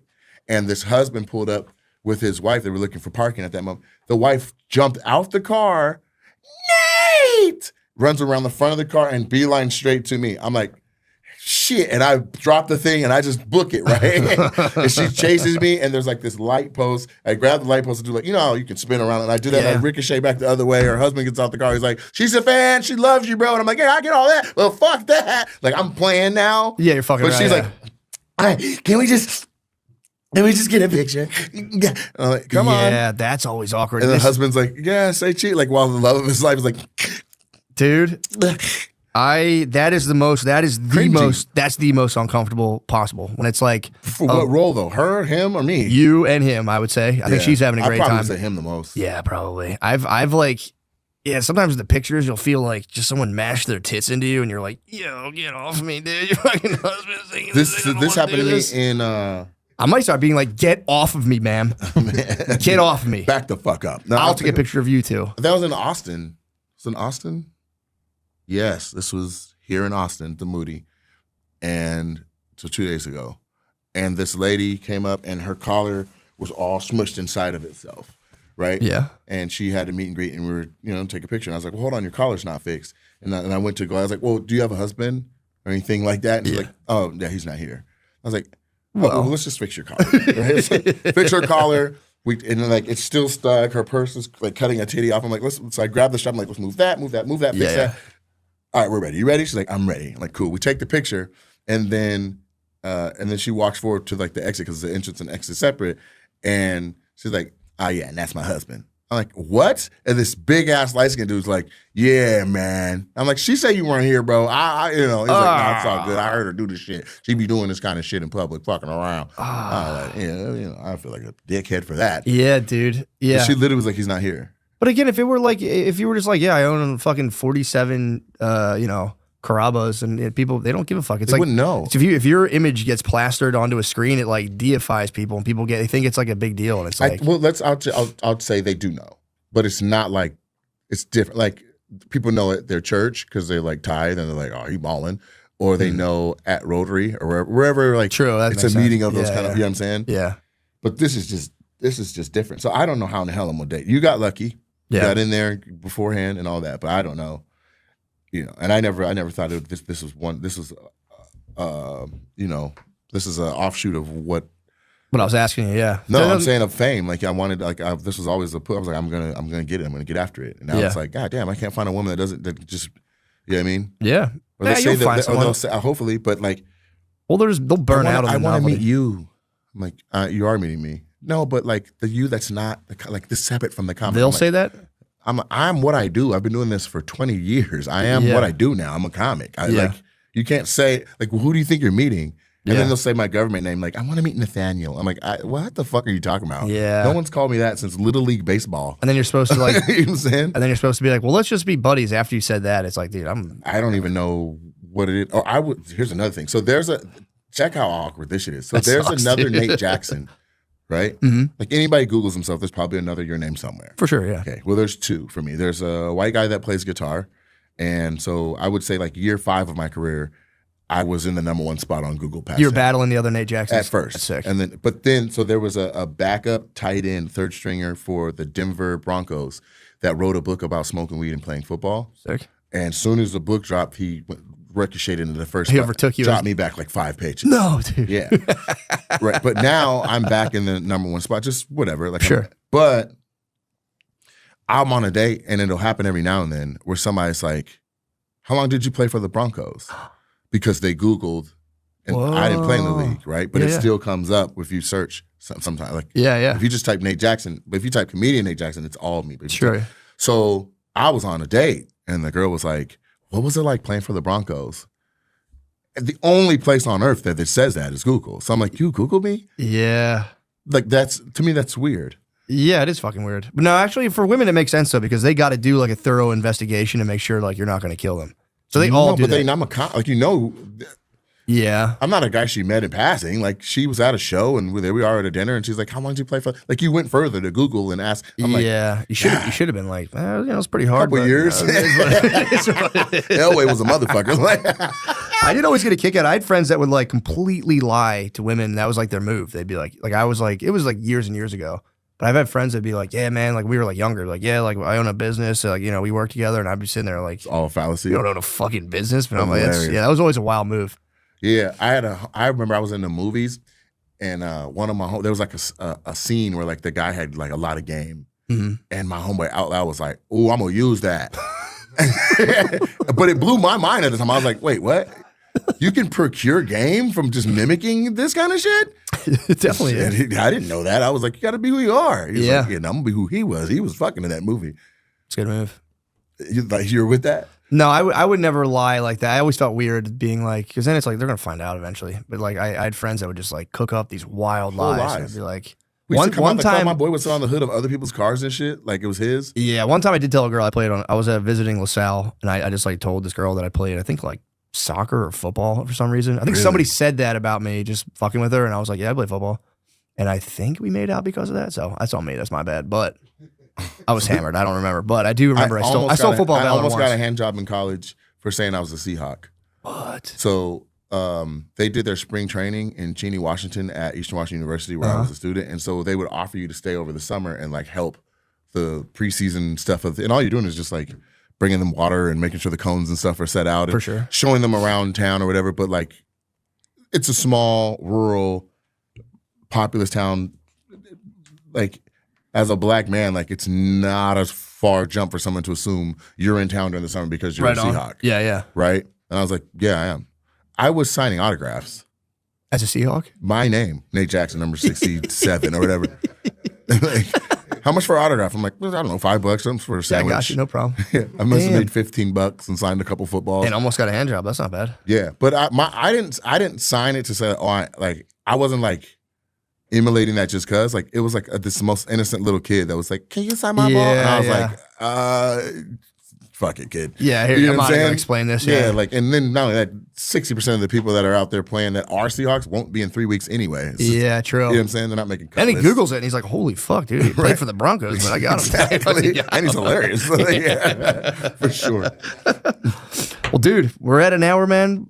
Thanks for doing this, bro. That's crazy you flew in. And, I really appreciate that, man. For real. No, I It's appreciate awesome. you for having me, man. I hope that one, that we're friends now. Friends. And then two, that the avid people that watch this can appreciate this dynamic that we have. For sure. This was fun and organic. It's awesome, bro. Yeah, you're the You know what I man. mean? Yeah, I hope it splashes and hits well. So there's Yeah. gonna be somebody like, who's this fucking fat black dude? But there's also somebody else that's like, oh my fucking God. Exactly. So I want more of that. Hell yeah, dude. That's I what I'm need talking more of about. that. I just Yeah, want and people so- having a good time, man. Yeah, and so you're invited. Come to my club. Dude, please, that'd be sick. For sure. And yeah, I give healthy deals. I want you to eat what you kill. Okay. You know Hell what yeah. I mean? And we're at it's in Tacoma, Washington, so we're like 30 minutes south of Seattle. Right on. And there's another club in town called the Tacoma Comedy Club. I did that one once. They're cool, no hate, but we're the other club. We're For sure. bigger and nicer and newer. Nice. And but you can still go there. And obviously, I'm a comic, so I'm like, feed your family. I give Yeah, a do shit. whatever you gotta do. Yeah, but this is me inviting you to. I appreciate it, man. Yeah, once Yeah. I get a new hour, dude, I'll swing there. Yeah, or Fuck even Tacoma. or even if you're working it. Fuck You know what I'm Tacoma, dude. I'm not even worried about what's it called? The Tacoma Comedy Club? saying? I don't want you to say. I'm Fuck kidding. 'em. I'm fucking around. They were nice. They were very I nice. don't want you to say fuck them. I know. I'm kidding. Jesus Christ. I'm fuck 'em, kidding. though. But no, they could use another. No, fuck them. So They were very nice, actually. But still, no, they're cool, man. it's just fun to say that kind Guy, of the stuff. owner, he's a stand-up originally. So Was he we used to really? always work too. Yeah. Oh, nice. West, funny guy. Nice. And so no, I'm not knocking. Yeah, what he's I'm doing. purely It's hard to fucking run around. a club, man. So anybody that's doing it, I'm like, dog, I appreciation and respect. Even if Yeah. you're on the competition. it's Oh, like, why don't you just have sex with one of your waitresses at your club? That's hell no. Jesus Christ. Frankly, you shouldn't fuck anybody that works for you. You know what I mean? If people found out about you too. Sheesh. Yeah, we got to get back to 69, and actually, we There you were go. really working it earlier. I just heard about this shit called a rainbow kiss. What's that? We don't have time. I think I've. We don't have time, and it's the nastiest shit I've ever heard of. But the kids are doing it now. Come on, tell me what is it? I can't do Well, it. it'll be a great way to end. You'll just have to. They need to look it up I'll look it. I'll Google it afterwards. right I'll- now. Yeah, let me see it real quick, dude. Okay, I want to see what a rainbow. Could you give me a rainbow kiss? it's a new thing for the kids. Images, please. No, don't actually. Don't show. Oh. Yeah, just heard about that. This is what the kids are doing. A supposed sex act in which a man and woman who is menstruating simultaneously perform oral sex on each other. 69. Followed by a kiss where the couple mixes semen and period blood in their mouth. Yeah, that's disgusting. That's what the kids are doing. No way, dude. Yeah, That's so fucking nasty. and there's another one called a snowball kiss or something like that, where she just like hocked who was in your mouth after. Is this supposed to like, then I think after you like, if you do a rainbow kiss, you do, I will give it to you if you want to be like, yo, I'm non-binary. I'll be like, yeah, you earned it, bro. You have transcended all of Like, sexuality. that's way past either of the spectrums that we got, for Yeah. sure. I will call them like Zer. If you do a rainbow kiss, Zer? I'll be like, yes, Zer. I fully respect you. That's wonderful. Do I tell them where to find me and stuff? Yeah, dude, plug all your Okay, shit. so Mr. Nate Jackson on Instagram and TikTok, and Nate Jackson Comedy on YouTube. And so on TikTok and Instagram and Facebook, we release 2 clips a day of stand-up or crowd work or whatever, but 2 clips a day. Something will tickle your fancy. And then once a month at my club, I do an 8-camera shoot called the Crowd Work Joint, where I only do crowd work for an hour. It started off, it was just a challenge. That's awesome. Well, now there's like 14 of them. I've been doing them all year long, and they cumulatively have like 15 million views or something. Fuck. Like they're going psycho. Well, dude, that's how whenever people like hear someone, and I always just pop up the Instagram, watch the first clip, and I watch yours. I'm like, damn, that's hilarious. And I was like, yeah, right away. I always do that. I'm like, hilarious. Thank you. But I mean, I'm just glad that like I get to show that I'm gifted in that way. You know what I mean? Yeah. Because like you can go viral for anything you put online essentially. And I'm glad I'm not just like online every week wearing a wig or something. I know what you're saying. Yeah. You know what I mean? I'm No, so glad it's they're very stand-up. funny. They're very fucking Thank funny. you. But yeah, so on YouTube is where that experience is. So, and I'm on tour right now. It's called the Super Funny World Tour, and I'm rolling, and it's going really good. So for 2023, in clubs, I sold more tickets than any other comic in America. And then for, name them, I beat them. Damn. I did 17